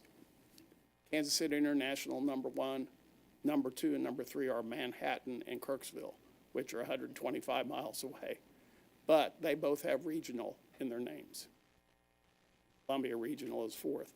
But anyway, I do appreciate, I do support the Greater Kansas City Regional, and I expect, I'm proud too that we're doing things to meet the increased demand. I mean, the hangars, the new terminal building, and as you just said, the de-icing truck. So it looks like we're getting ready to meet the demand when this change gets made. I do expect, as you well do, also the increased flights into. So thank you, Mayor. Thank you. I was just gonna say, we did, timing wise, intentionally kind of wait until this East Side Infrastructure Project, Hangar 2 project was well underway. Because we really thought we had to roll this out when we have these new shiny facilities on the east side. It didn't make a lot of sense to have this, and we weren't ready for it. When we come, Joel mentioned the de-ice truck. We've got to tug in for new GPU units, for larger tugs, to handle the aircraft that we know are going to be coming. So it's really just kind of coalescing and coming together very well with the East Side Infrastructure, the Hangar 2 project, and the renaming, the FBO rebranding. It's just, again, just super exciting. So. Thank you. Councilmember Shields. Thank you, Mayor. So I want to thank you guys for this presentation and for what's really obviously a very extensive process that you went through with this. This wasn't just tossed off the cuff. You really worked with all of the stakeholders, community members, and I think that shows in what you presented here. I really like these suggestions. I understand why folks might want to have Lee Summit in the name. because we're, obviously, everyone who's on this dais is really proud of living in this community, otherwise we wouldn't be up here. But folks who already love Lee Summit, they already know about the airport. We're trying to get the folks who don't live here, who don't already know about us, to want to come here and be part of this. And I think I like that we're keeping Summit in the FBO name. I think it's obviously a nod to the city, but it also sounds great, aspirational. So I think that goes really well. But then at the end of the day, I think going with Greater Kansas City Regional Airport just makes a lot of sense. It's focusing on the future growth that we're planning, that we've been working towards. I think it makes so much sense with all the other work that we're doing right now to promote the city in terms of establishing our own DMO, trying to get the Lee Summit Economic Development Council going again, that we're working so hard in all these different ways to promote the city, promote tourism, promote economic development and business growth, and this just seems like a natural part of that. So, I appreciate you talking about how it fits in with the airport's master plan, but I also definitely see it fitting in with what we're trying to do as a city as a whole. So I think it's the right time for this. I don't know if anybody mentioned, but we're trying to get this done before the World Cup, right? Yes. And so I think it's all coming together really well, and I would definitely support this recommendation. Thank you. Okay, thank you. Councilmember Rader? Thank you, Mayor. I have a long history at the airport. My husband used to fly back in the 80s, and I feel like I grew up there. I'm stuck on Lee Summit Regional Airport. I don't know, something inside me just thinks that we get absorbed by Kansas City, and Lee Summit is a town all of its own. It's a growing town. It's going to be a giant town one of these days. And we're already on the map. It looks like from the graph that Mike showed us, they're already coming here. And I can certainly understand why that you are looking at the Greater Kansas City Regional Airport, but I still feel really, I guess, sentimental, I guess is what I want to say about the fact that we need to keep Lee Summit, Lee Summit. So regional is great. I think Summit Aero is great. But I may be the black sheep of the family, but I'm going to stick with Lee Summit Regional Airport. Thank you. Okay, thank you. Other comments or thoughts? Remember, they just want to get a consensus from us, a feel for where we all stand. Councilmember Hodges? Thank you. I just thought of a question as everybody was talking. So when you mentioned Google, are pilots really going, hey, Google, where should I fly in?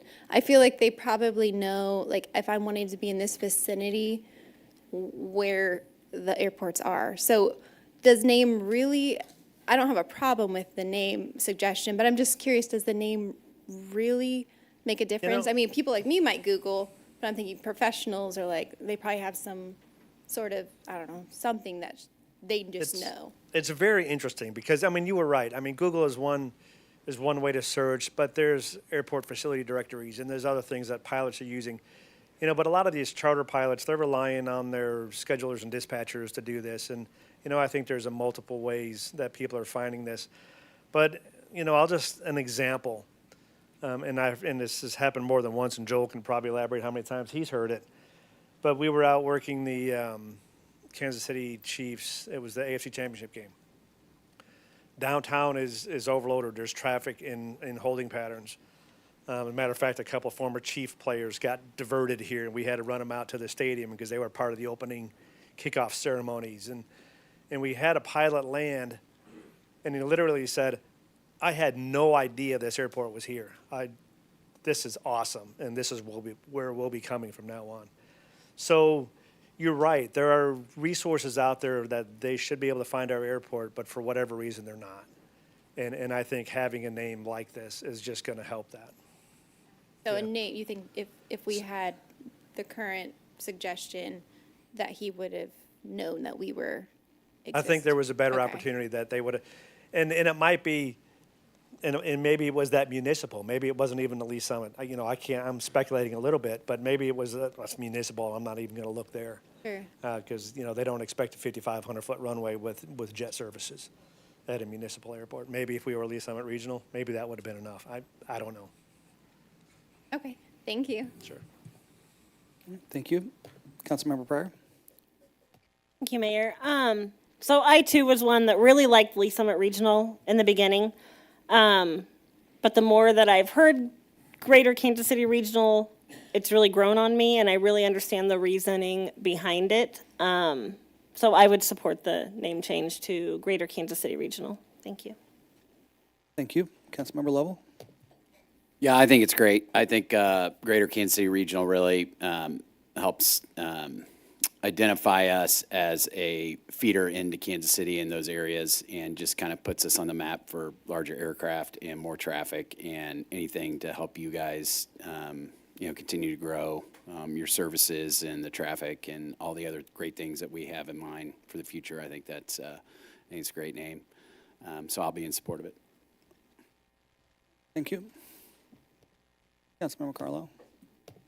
Thank you. I would say that I was also a person that really wanted to stick with Lee Summit in our name, but I understand completely why it would be easier to find us if we said that we were the Greater Kansas City Regional Airport, and so I'm okay with that too, as long as we have a huge sign that says "Welcome to Lee Summit" as soon as they hit the ground.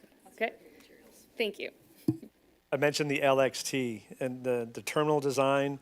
We have a big sign, LXT. It's all going to be lit up and beautiful. So, and with that, again, with that summit, I think it just keeps that tie to the city. So, Okay, very good. I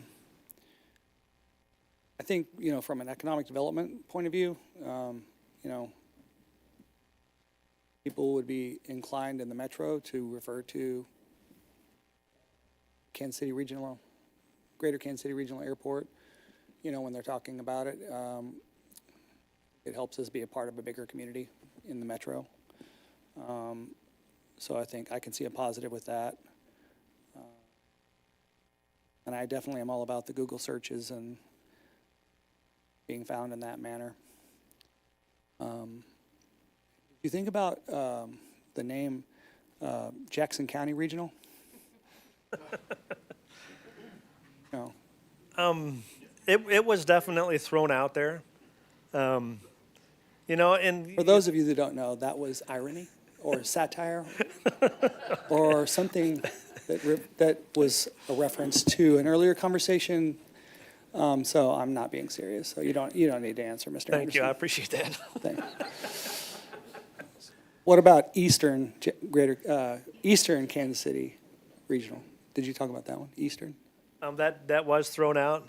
We heard Western Missouri, Western Missouri. Eastern Kansas City. I think isn't there an Eastern? Yeah, there is an East Kansas City. Yeah, there is an East Kansas City airport, actually. Yeah. So I that like one was- Greater. that I had like to be- Greater. That's great. I support the name, and I like the summit arrow. Councilmember Pryor. Thank you. I just wanted to bring up something that was mentioned in the BOAC committee meeting.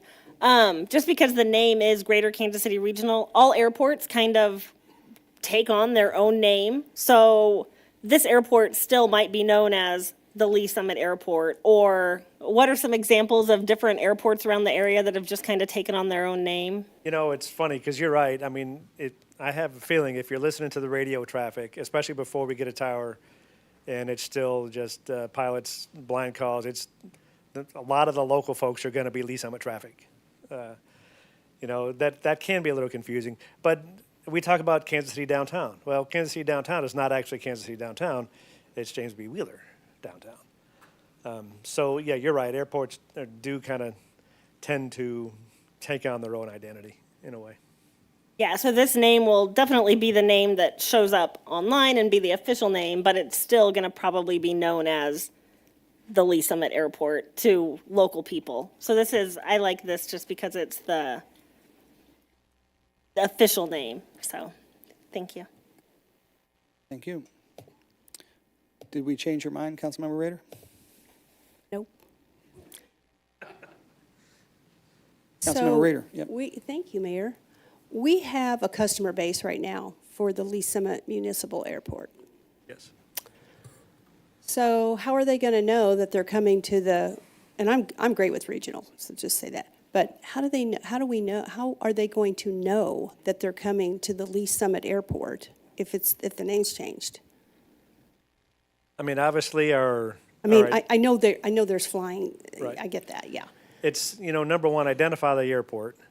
Okay, then the second, kind of the Councilmember Hodges' point, the next resource would be to grab your aviation chart. Where is it? Oh, there it is. It's in Lee Summit. I mean, you're going to see that. And when they land and walk in our FBO, we're going to say, welcome to Lee Summit. So. Doesn't look like I'm going to win this one. I'm going to filibuster. I totally understand where you're coming from. It just breaks my heart. I moved here in 2006. I've raised 2 kids here. I work here, live heart. here. I love Lee Summit. Yeah. I have a lot of Lee Summit pride. But this, to us, just I makes get a it good for the business. marketing piece of it. I do. It's just that I feel like, well, can we stick Lee Summit in there somewhere? Like Greater Lee Summit, Casey Regional Airport? Okay, well, thank you. Over budget on embroidery. Yeah, yeah, thank you. Thank you, Mayor. Thanks, Mayor. Thank you. Appreciate it. I think you heard, for the most part, a consensus there. We're excited about the changes, regional and more. We're excited that we're growing, and just want to make sure we're providing the best services we can, and if this helps with the marketing and such, then we're going to be the better for it. So, Councilmember DeMoro. Well, thank you, just to touch on, how names, how an official name becomes another name. I mean, I could actually see, Kansas City International, how many times do you say Kansas City? You say KCI. This could be LSR or something, or GKCR. I mean, it could actually morph into just the initials. That awesome airport just outside of Kansas City. Yeah. Thank you, Mayor. All right, thank you. All right, thank you, Mr. Anderson. So we will Bring it back. Yep. Okay, what I hear, we'll come back with a resolution. Bring it back. And from that, we'll submit it to the FAA to go through their process. So, Yep, Okay, thank you very much. thank you.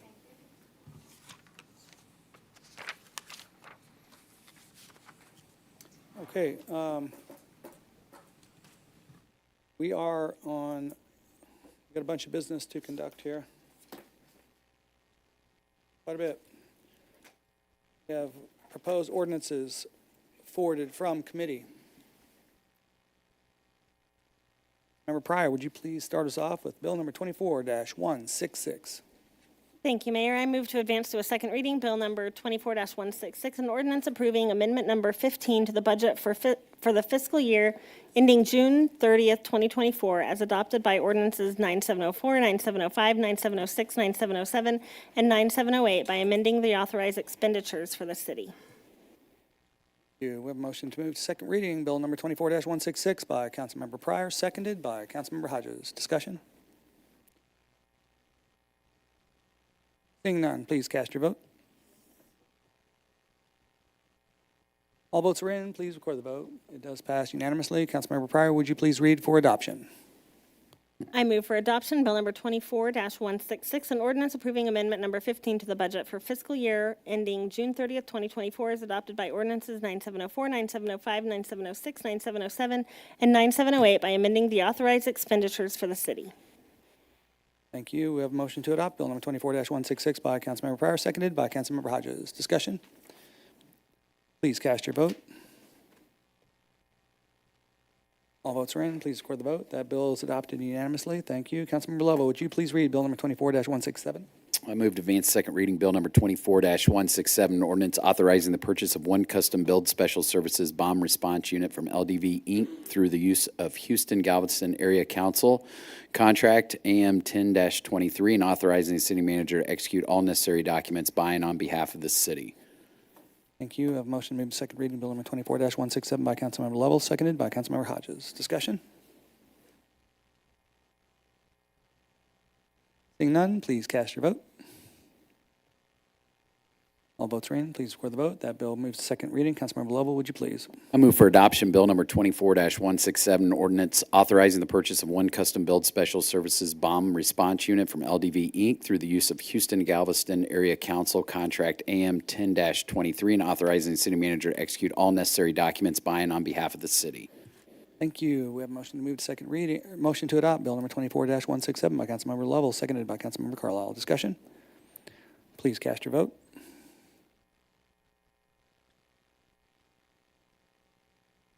All votes are in. Please record the vote. It is adopted unanimously. Thank you. Councilmember Shields, would you please read Bill number 24-168? Thank you, Mayor. I move for second reading of Bill number 24-168, an ordinance authorizing the execution of 2 grant agreements between the State of Missouri through its Department of Transportation, Traffic, and Highway Safety Division and the City of Lee Summit for the Missouri Highway Safety Program. Thank you. We have a motion to move to second reading Bill number 24-168 by Councilmember Shields, seconded by Councilmember Lovell. Discussion? Seeing none, please cast your vote. All votes are in. Please record the vote. That bill moves forward for second reading. Councilmember Shields, please. Thank you, Mayor. I move for adoption of Bill number 24-168, an ordinance authorizing the execution of 2 grant agreements between the State of Missouri through its Department of Transportation, Traffic, and Highway Safety Division and the City of Lee Summit for the Missouri Highway Safety Program. You have a motion to adopt Bill number 24-168 by Councilmember Shields, seconded by Councilmember Carlisle. Discussion? Please cast your vote. All votes are in. Please record the vote. That bill is adopted unanimously. Thank you. Councilmember Hodges, would you please read Bill number 24-169? I move to second reading Bill number 24-169, an ordinance approving the award of bid number 2025-001 for the purchase and installation, maintenance, and repair services of heating, ventilation, and air conditioning systems for a 1-year term with up to 4 one-year renewals to ACS Building Services, LLC, and authorizing the city manager to execute the same by and on behalf of this city. You have a motion to move to second reading, Bill number 24-169 by Councilmember Hodges, seconded by Councilmember Shields. Discussion? Seeing none, please cast your vote. All votes are in. Please record the vote. It goes unanimously to second reading. Councilmember Hodges, would you please? I move for the adoption of Bill number 24-169, an ordinance approving the award of bid number 2025-001 for the purchase and installation, maintenance, and repair services of heating, ventilation, and air conditioning systems for a 1-year term with up to 4 one-year renewals to ACS Building Services, LLC, and authorizing the city manager to execute the same by and on behalf of the city. Thank you. We have a motion to adopt Bill number 24-169 by Councilmember Hodges, seconded by Councilmember DeMoro. Discussion? Please cast your vote. All votes, nope. One more. All votes are in. Please record the vote. It is adopted unanimously. Thank you. Councilmember Carlisle, would you please read Bill number 24-170?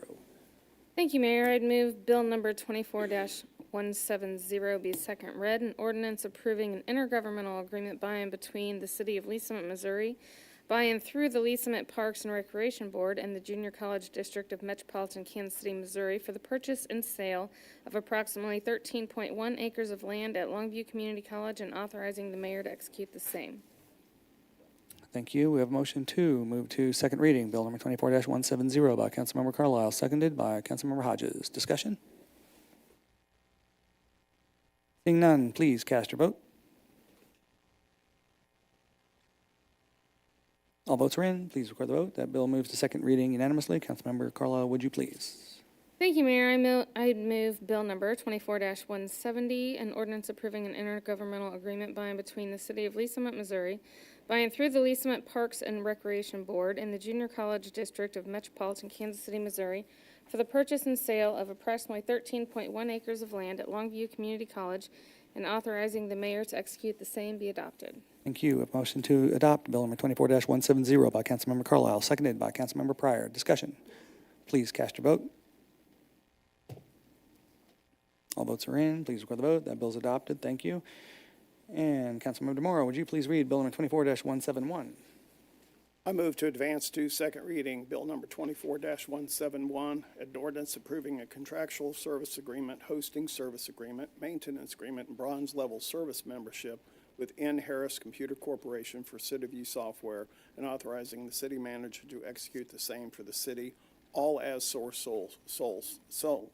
source procurement. Thank you. We have a motion to move to second reading, Bill number 24-171 by Councilmember DeMauro, seconded by Councilmember Hodges. Discussion? Seeing none, please cast your vote. All votes are in. Please record the vote. The bill moves to second reading unanimously. Councilmember DeMauro, would you please? Yes, I move for adoption, Bill number 24-171, an ordinance approving a contractual services agreement, hosting service agreement, maintenance agreement, and bronze level service membership with N. Harris Computer Corporation for the City View software and authorizing the city manager to execute the same for the city, all as sole source procurements. We have a motion to adopt Bill number 24-171 by Councilmember DeMauro, seconded by Councilmember Hodges. Discussion. Please cast your vote. All votes are in. Please record the vote. That bill is adopted unanimously. Councilmember Rader, thank you, everyone. Councilmember Rader, would you please read Bill number 24-172? Thank you, Mayor. I move to second reading Bill number 24-172, an ordinance awarding the bid for the project number 9773163 for the Cathodic Protection Program, Fiscal Year 24 to Wiedenmann Inc. in the amount of $1,037,005 and authorizing the city manager to execute an agreement for the same. You have a motion to move to second reading, Bill number 24-172 by Councilmember Rader, seconded by Councilmember Shields. Discussion.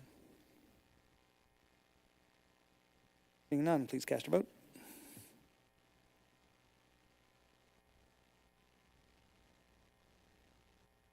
All votes are in. Please record the vote. That bill moves to second reading unanimously. Councilmember Rader, would you please? Mayor, I move to go to adoption Bill number 24-172, an ordinance awarding the bid for project number 9773163 for the Cathodic Protection Program FY24 to Wiedenmann Inc. in the amount of $1,037,005 and authorizing the city manager to execute an agreement for the same. Thank you. We have a motion to adopt Bill number 24-172 by Councilmember Rader, seconded by Councilmember Shields. Discussion? Please cast your vote. All votes are in. Please record the vote. That bill is adopted unanimously. Thank you. Councilmember Pryor, would you please read Bill number 24-173? Thank you, Mayor. I move to advance to a second reading, Bill number 24-173, an ordinance authorizing the execution of a cooperative service agreement by and between the City of Lee Summit, Missouri, Lee Summit Municipal Airport, and the United States Department of Agriculture, Animal and Plant Health Inspection Services, Wildlife Services to cooperate in a wildlife damage management project and authorizing the mayor to execute an agreement for the same. Thank you. A motion to move to second reading, Bill number 24-173 by Councilmember Pryor, seconded by Councilmember Hodges. Discussion? Seeing none, please cast your vote. All votes are in. Please record the vote. That does go to second reading. Councilmember Pryor, would you please? Thank you. I move for adoption, Bill number 24-173, an ordinance authorizing the execution of a cooperative service agreement by and between the City of Lee Summit, Missouri, Lee Summit Municipal Airport, and the United States Department of Agriculture, Animal and Plant Health Inspection Services, Wildlife Services to cooperate in a wildlife damage management project and authorizing the mayor to execute an agreement for the same. Thank you. We have a motion to adopt Bill number 24-173 by Councilmember Pryor, seconded by Councilmember Shields. Discussion? Please cast your vote.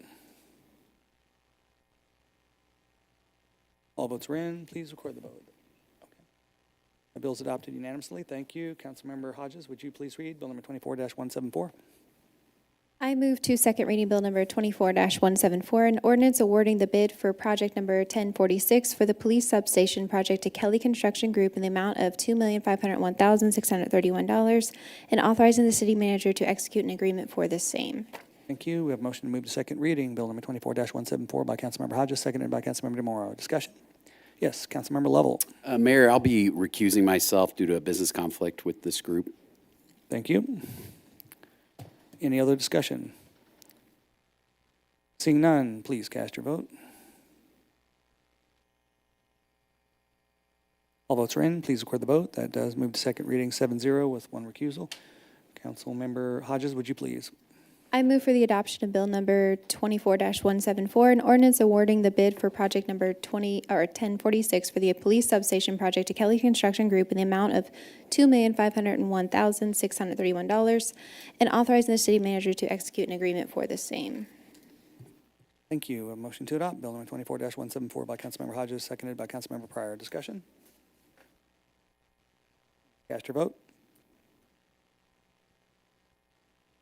All votes are in. Please record the vote. Passes 7-0. All right. We are now on proposed ordinances, first reading. No, is that right? No, I got two more. All right. Good try. Yeah.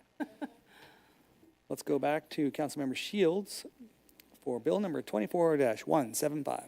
Thank you, Mayor. I move for second reading of Bill number 24-175, an ordinance adding Exhibit C1 to the Public Highway Overpass Agreement, Northwest Colbern Road, DOT 441960S, by and between the Union Pacific Railroad Company and the City of Lee Summit, Missouri, and authorizing the city manager to execute the same. You a motion to move to second reading, Bill number 24-175 by Councilmember Shields, seconded by Councilmember Carlisle. Discussion? Seeing none, please cast your vote. All votes are in. Please record the vote. It does move to second reading. Councilmember Shields, would you please? Thank you, Mayor. I now move for adoption of Bill number 24-175, an ordinance adding Exhibit C1 to the Public Highway Overpass Agreement, Northwest Colbern Road, DOT 441960S, by and between the Union Pacific Railroad Company and the City of Lee Summit, Missouri, and authorizing the city manager to execute the same. You have motion to adopt Bill number 24-175 by Councilmember Shields, seconded by Councilmember Pryor. Discussion? Please cast your vote.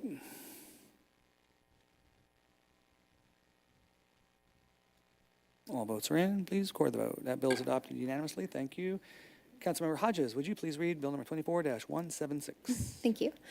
I move to second reading Bill number 24-176, an ordinance authorizing the execution of a memorandum of understanding by and between the City of Lee Summit, Missouri, and the Missouri Telecommunicator Emergency Response Task Force for emergency telecommunication, mutual aid, and cooperation in response to natural and man-made disasters. Thank you. A motion to move to second reading, Bill number 24-176 by Councilmember Hodges, seconded by Councilmember DeMoro. Discussion? Seeing none, please cast your vote. All votes are in. Please record the vote. And that moves to second reading unanimously. Councilmember Hodges, please. I move for the adoption of Bill number 24-176, an ordinance authorizing the execution of a memorandum of understanding by and between the City of Lee Summit, Missouri, and the Missouri Telecommunicator Emergency Response Task Force for emergency telecommunication, mutual aid, and cooperation in response to natural and man-made disasters. You have motion to adopt Bill number 24-176 by Councilmember Hodges, seconded by Councilmember Pryor. Discussion? Please cast your vote. All votes are in. Please record the vote. And it's adopted unanimously. Thank you. Okay, now we're on proposed ordinances first reading. And now, Councilmember Carlisle, would you please read Bill number 24-177? Thank you, Mayor. I move Bill number 24-177, an ordinance approving the redevelopment agreement and lease agreement for the Bayberry Crossing redevelopment project be second read. Thank you. We have a motion to move to second reading. Bill number 24-177 by Councilmember Carlisle, seconded by Councilmember DeMoro. Discussion? Seeing none, please cast your vote. All votes are in. Please record the vote. That does move to second reading unanimously. Thank you. Councilmember DeMoro, would you please read Bill number 24-178? I move to advance to second reading Bill number 24-178, an ordinance authorizing the execution of a memorandum of understanding by and between the City of Lee Summit, Missouri, and the Lee Summit R7 School District for the Fire Department to provide assistance to the school district for a fire science career pathway program, and authorizing the mayor to execute an agreement for the same. Thank you. A motion to move to second reading Bill number 24-178 by Councilmember DeMoro, seconded by Councilmember Hodges. Discussion? Yes, Councilmember Shields. Thank you, Mayor. This just sounds like a really neat program, and I wonder if there's anyone on staff that could give us just a real short summary of what they're doing.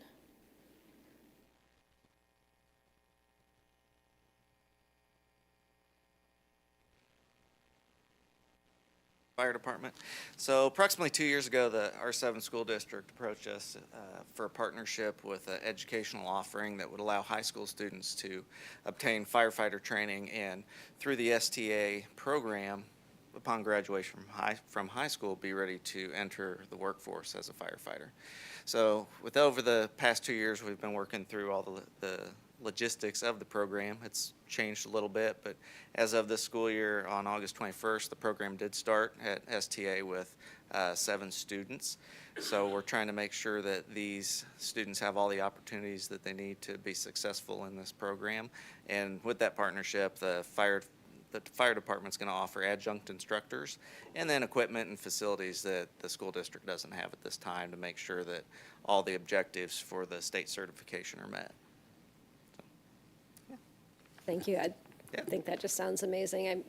All that we talk about, workforce development and partnering with our educational partners and our constant need for firefighters, like that just seems like a great idea. Thank you. Gives us first dibs on students instead of coming out. Thanks. Okay, Councilmember Pryor. Thank you. I just have more of a comment, but I love this program, but I just wanted to say thank you to Chief York for all the hard work that you have put into making sure that this launched this year. So thank you. Dr. Bonison, thank you for sponsoring this to a degree, being here tonight. All right, any other discussion or comments? Seeing none, please cast your vote. All votes are in. Please record the vote. It unanimously goes to second reading. Thank you all. And Councilmember Rader, would you please read Bill number 24-179? Thank you, Mayor. I move to advance to second reading Bill number 24-179, an ordinance approving the road relinquishment agreement with the Missouri Highways and Transportation Commission and a road maintenance agreement with Oldham Investors LLC to facilitate the Oldham Village Development Project. Thank you. We have a motion to move to second reading, Bill number 24-179 by Councilmember Rader, seconded by Councilmember Shields. Discussion? Seeing none, please cast your vote. All votes are in. Please record the vote. Goes to second reading unanimously. And that takes us to proposed ordinances, second reading. Councilmember Pryor, would you please read for adoption Bill number 24-157? Thank you, Mayor. I move for adoption, Bill number 20. Hold on, see here. I need to recuse on this one, so I'm going to ask Councilmember Carlisle, would you please conduct the meeting on this one since Mayor Pro Tem is not here? This is the one I have listed, so, but I don't own. Please continue. Thank you. I move for adoption, Bill number 24-157, an ordinance granting a special use permit for major automotive repairs and automotive sales in District CP2, Planned Community Commercial, on land located at 1000 Southeast Blue Parkway for a period of 10 years, all in accordance with the Article 6 of the Unified Development Ordinance for the City of Lee Summit, Missouri. Thank you. I have a motion by Councilmember Pryor and a second by Councilmember Shields to move Bill number 24-157 for adoption. Could I have the vote, please?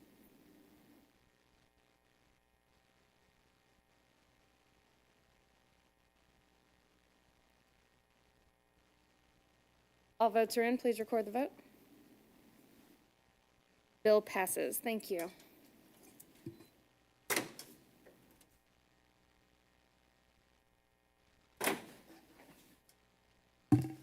Thank you. We're on committee reports. Councilmember Shields. Thank you, Mayor. I've got a few this evening. We'll have Finance and Budget Committee on October 7th, and I don't think we've got another council meeting before then, so I just wanted to mention that, 4 p.m. in chambers.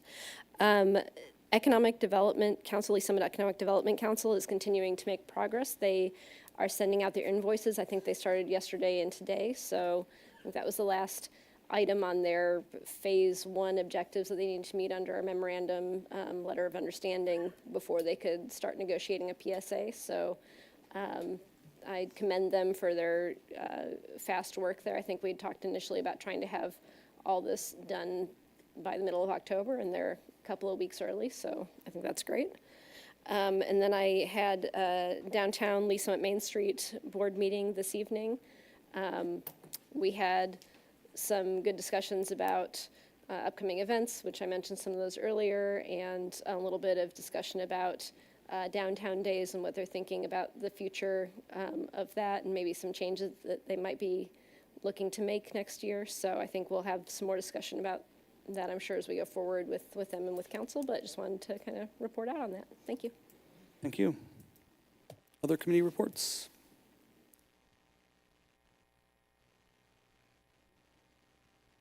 Council comments? Yes, Councilmember Pryor.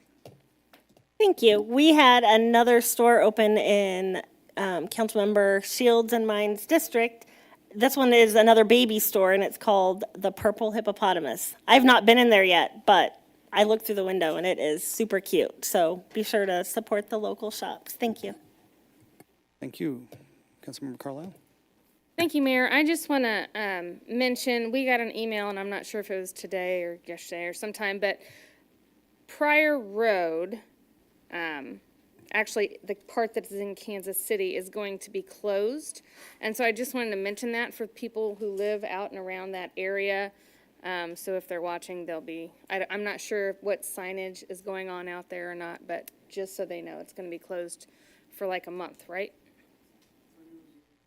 Oh, through the end of the year. Okay, for like more than a month, a few months. So, thank you. Thank you. Councilmember Rader. Thank you, Mayor. I wanted to ask Michael Park, we had talked before about the ongoing MoDOT problem with our mowing and getting rid of the noxious weeds and things like that. And I was just wondering if you have had any more conversation with MoDOT on getting some of those problems solved with regard to our, I mean, we've got trees growing out of our, some of our median strips along the, not along the highways, but there on the off-ramps, as you're getting off the off-ramps of the highway. And I was just wondering if you had an update, a status update on that. We continue to work with MoDOT. I know that they have expanded their litter cleanup programs.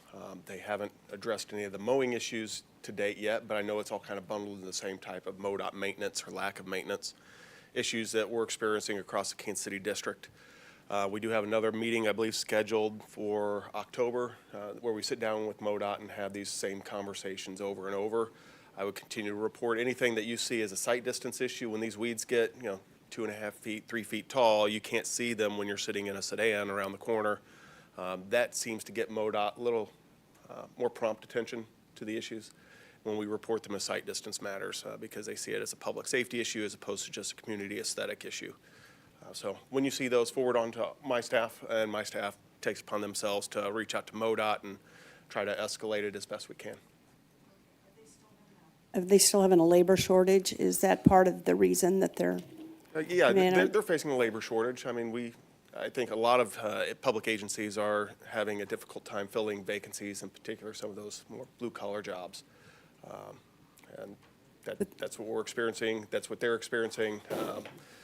They have been trying to contract more of that roadway maintenance. On the litter side, that's how they're accomplishing it. They're contracting those services.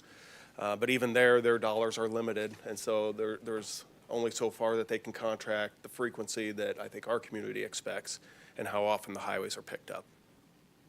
Okay, thank you. Appreciate that, Mr. Park. Not too far. Or level.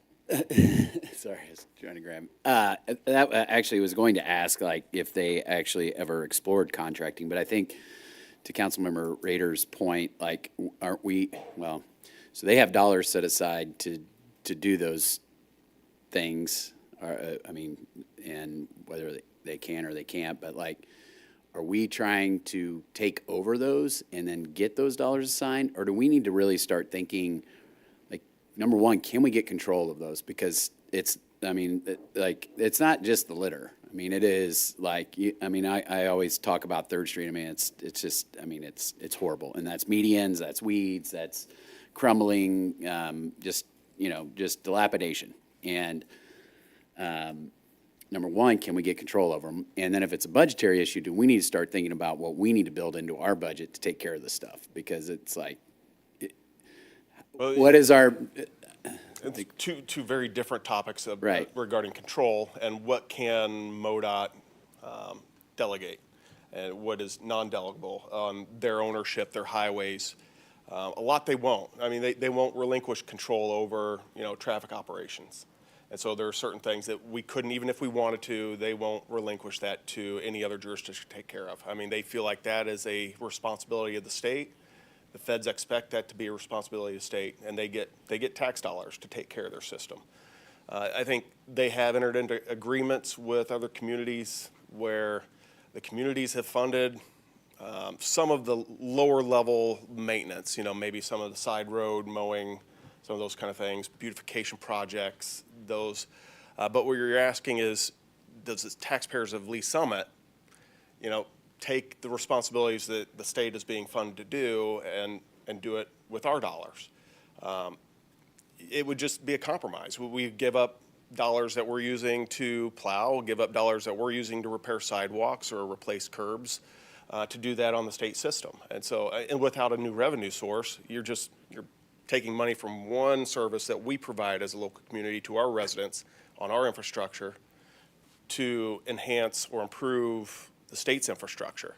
And I honestly, I don't know that it would make that much difference on the state system, maybe a little bit, but you would see a noticeable difference in what level of service we're providing to our community for our infrastructure. Mowing our medians, taking care of our intersections, the amount of time and resources that we have to put into that. And I think, we've been doing an outstanding job. That's why the community expectation is so high, and that community expectation carries over to the state infrastructure. I would like, and we've started to begin those discussions with MoDOT on maybe we can do that for in-kind match, where we don't use our resources that are already programmed to our infrastructure maintenance, but yet, we can take care of striping, we could take care of some of these other things with a reimbursement mechanism. MoDOT didn't shut it down. They were open to that discussion. We just haven't been able to advance it much further yet. Okay, well, what is considered, again, I'll just use 3rd Street and going underneath the underpass on 50 Highway. It looks, Weeds. It's Yeah. weeds, it's crumbling concrete, and if I'm a citizen, I'm like, well, that's our road. Anyway, isn't it our responsibility to provide, I get, but I've been told that's MoDOT's, anything under the underpass and all of that. And at some point, it's just do we care? I know we care about our city and what it looks like, and it's just what moves the needle there? Because and you're seeing it more and more in different areas. So anyway, I know you're doing everything you can to try and figure something out, but that feels like something we should be paying for. It's like our road, that's our 3rd Street is our road. It goes underneath their bridge, and but it's not our road. It looks like our road because when you get east of the road, it goes into downtown. well, You go west, it so goes are we up to responsible Longview, for 3rd Street once you get past the underpass? We're responsible for 3rd Street once you get past Blue Parkway. That's what I'm saying. Yes, we're it's responsible not for 3rd our Street road, but once we it's get past Ward it's Road. our road. It It's is in our Lee road. Summit. Right. I get it. Well, I get it. Yeah. So it's but we take care of everything once it gets past there, but that little tranche we don't, and MoDOT's just and we've got this. It's terrible, and there's more and more places where that's popping up, and so I don't know what can happen. I get that you're trying to do everything you can, but I think that's our road. And we need to be doing everything we can. It is difficult for people to understand what's MoDOT's, what's the city's. We have roads that are in easements. They have roads, they own the property. The land is theirs in fee. That section under the interchange, under the bridge, they own the property. They're the property owner. It's all their infrastructure. So, Is this a legislative issue? I think There's something we could do from legislative, But we're working at, we're trying creative approaches where we don't expend our local tax dollars on the state system without a reimbursement mechanism. Well, sometimes we go do litter, and Yes. it's not our responsibility. So what if we mowed and took care of some of this stuff? Is there something there? I'm just saying, we can sit around and blame everybody else, or we can get proactive and do whatever we need to do to clean some of this stuff up. I would be open to exploring options, especially on that 3rd Street corridor. But anyway, this isn't against you at all. It's more, so just trying to think of ways that we can get creative like we have with the litter. I don't know what that looks like, but 3 a.m. Yep, thank you. Councilmember Pryor? Thank you, Mayor. To piggyback off of the comments, how I kind of look at it is we'd be double taxed if Lee Summit was essentially doing MoDOT's job. We're paying a tax to the state of Missouri, so we'd be double taxed. But we have been discussing legislative priorities in our legislative meetings, and one of the legislative priorities that will be coming before council for approval is the 3rd Street interchange. And with the legislative priorities, when we go down to Jefferson City and visit, we take them, it's kind of, the mayor speaks to whatever representative or whatever senator we're in front of and gives them a handout, and then we discuss our legislative priorities. And those are the things that we want to focus on. And so the 3rd Street interchange is on the list of a legislative priority. And I believe, and I can't remember, Mr. Head, were we discussing potentially having on a legislative priority, increasing a fine for litter or police writing tickets for people littering, or didn't that come up during one of the legislative meetings? Two things. We not only have the 3rd Street, that intersection, in the priority list, but we also have a statement in there, and I forget precisely how it's worded, but it's about cleanup and mowing of right-of-ways within the city. So that is also one of the items. And, we don't have very many items that we put in that priority list. We don't have a lot of room in that little handout, but it's one of the items that's there. The other item that you're mentioning is an item that has been provided to us to go in that transportation additional handout that we're going to prepare this year that's going to be a little different than what we've done in the past. So I'm still kind of working on putting that together. But that is one of the items that Mr. Park had submitted to us to go into that document as well. So you'll see that at the next meeting. Okay, thank you. And then also another one that I know has been the mayor's, one of his big things is the 470 interchange. That didn't get mentioned tonight, but that's another one that bottlenecks and backs up traffic. So that was another big priority. But thank you. Thank you. Probably need to schedule Mr. Dunning one time a year to talk about this, like Councilmember Lovell brought up, and then we kind of carried the conversation. Just because we have put together some, the hub, as far as connecting citizens and groups and such to cleanups, as well as, it's not just the mowing as much, but we probably need to maybe figure out how to include that, and what we can collaborate on and such. So maybe just like once a year, we need to at least have an activity, a presentation from team, what is it called? Team what? Clean Team. Yeah, Clean Team. Good, so let's try to get something on the agenda or figure out what the appropriate time. The time to talk about it, though, to be honest, is in February. Because then what happens is everybody, it's been winter, you see all the trash. That's for trash mostly, but you see all the trash and it's just an eyesore, and people are grumpy because it's winter and they see the trash everywhere.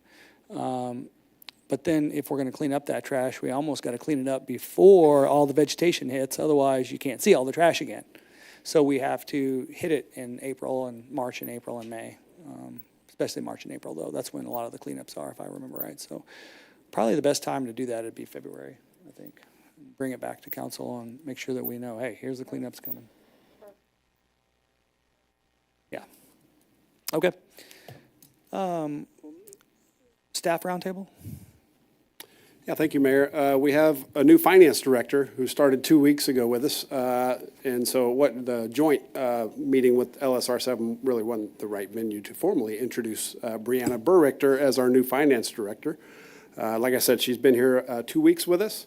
She's got extensive experience in the public sector and some experience in the private sector as well. It was kind of fitting that Hope House was here tonight. I understand her internship was with Hope House.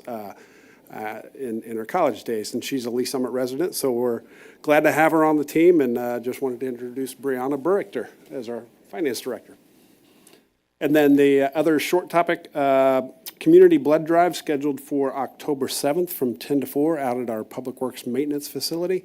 You can go on our website, cityofls.net, and find that to register, and my understanding is that those that are donate blood are enter a drawing for Chiefs tickets, so that's pretty exciting. That's it, Mayor. Thank you. Could we have our finance director come up and? Sure. We can grill her about certain questions and, Tax assessments.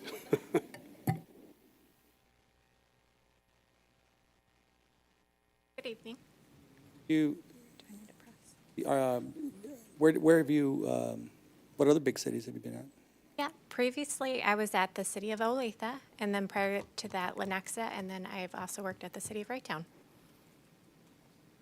And I know it's early, we're in September still, but it's almost the holidays, so do you have any favorite holiday movies? Favorite holiday? Oh, well, I have to say The Grinch, Oh, because that's my close. 8-year-old It's is not quite- obsessed with The Not Grinch. quite the right answer, but What's the I right answer? keep trying. It's a Wonderful Life. Oh, yeah, yeah. Have A you seen it? You little look so boring. young. I've seen it. Oh, you have? Because then every time a bell rings, an angel gets its wings. Bonus points. Yeah. Holy cow. She needs a raise already. Well done. Thank you. Welcome to Lee Summit, the Thank you. Bedford Falls of the Midwest. Yeah. I love Lee Summit. I've lived here all my life, so excited to be here. Thank you. Well, we get the joy of going into a closed session now.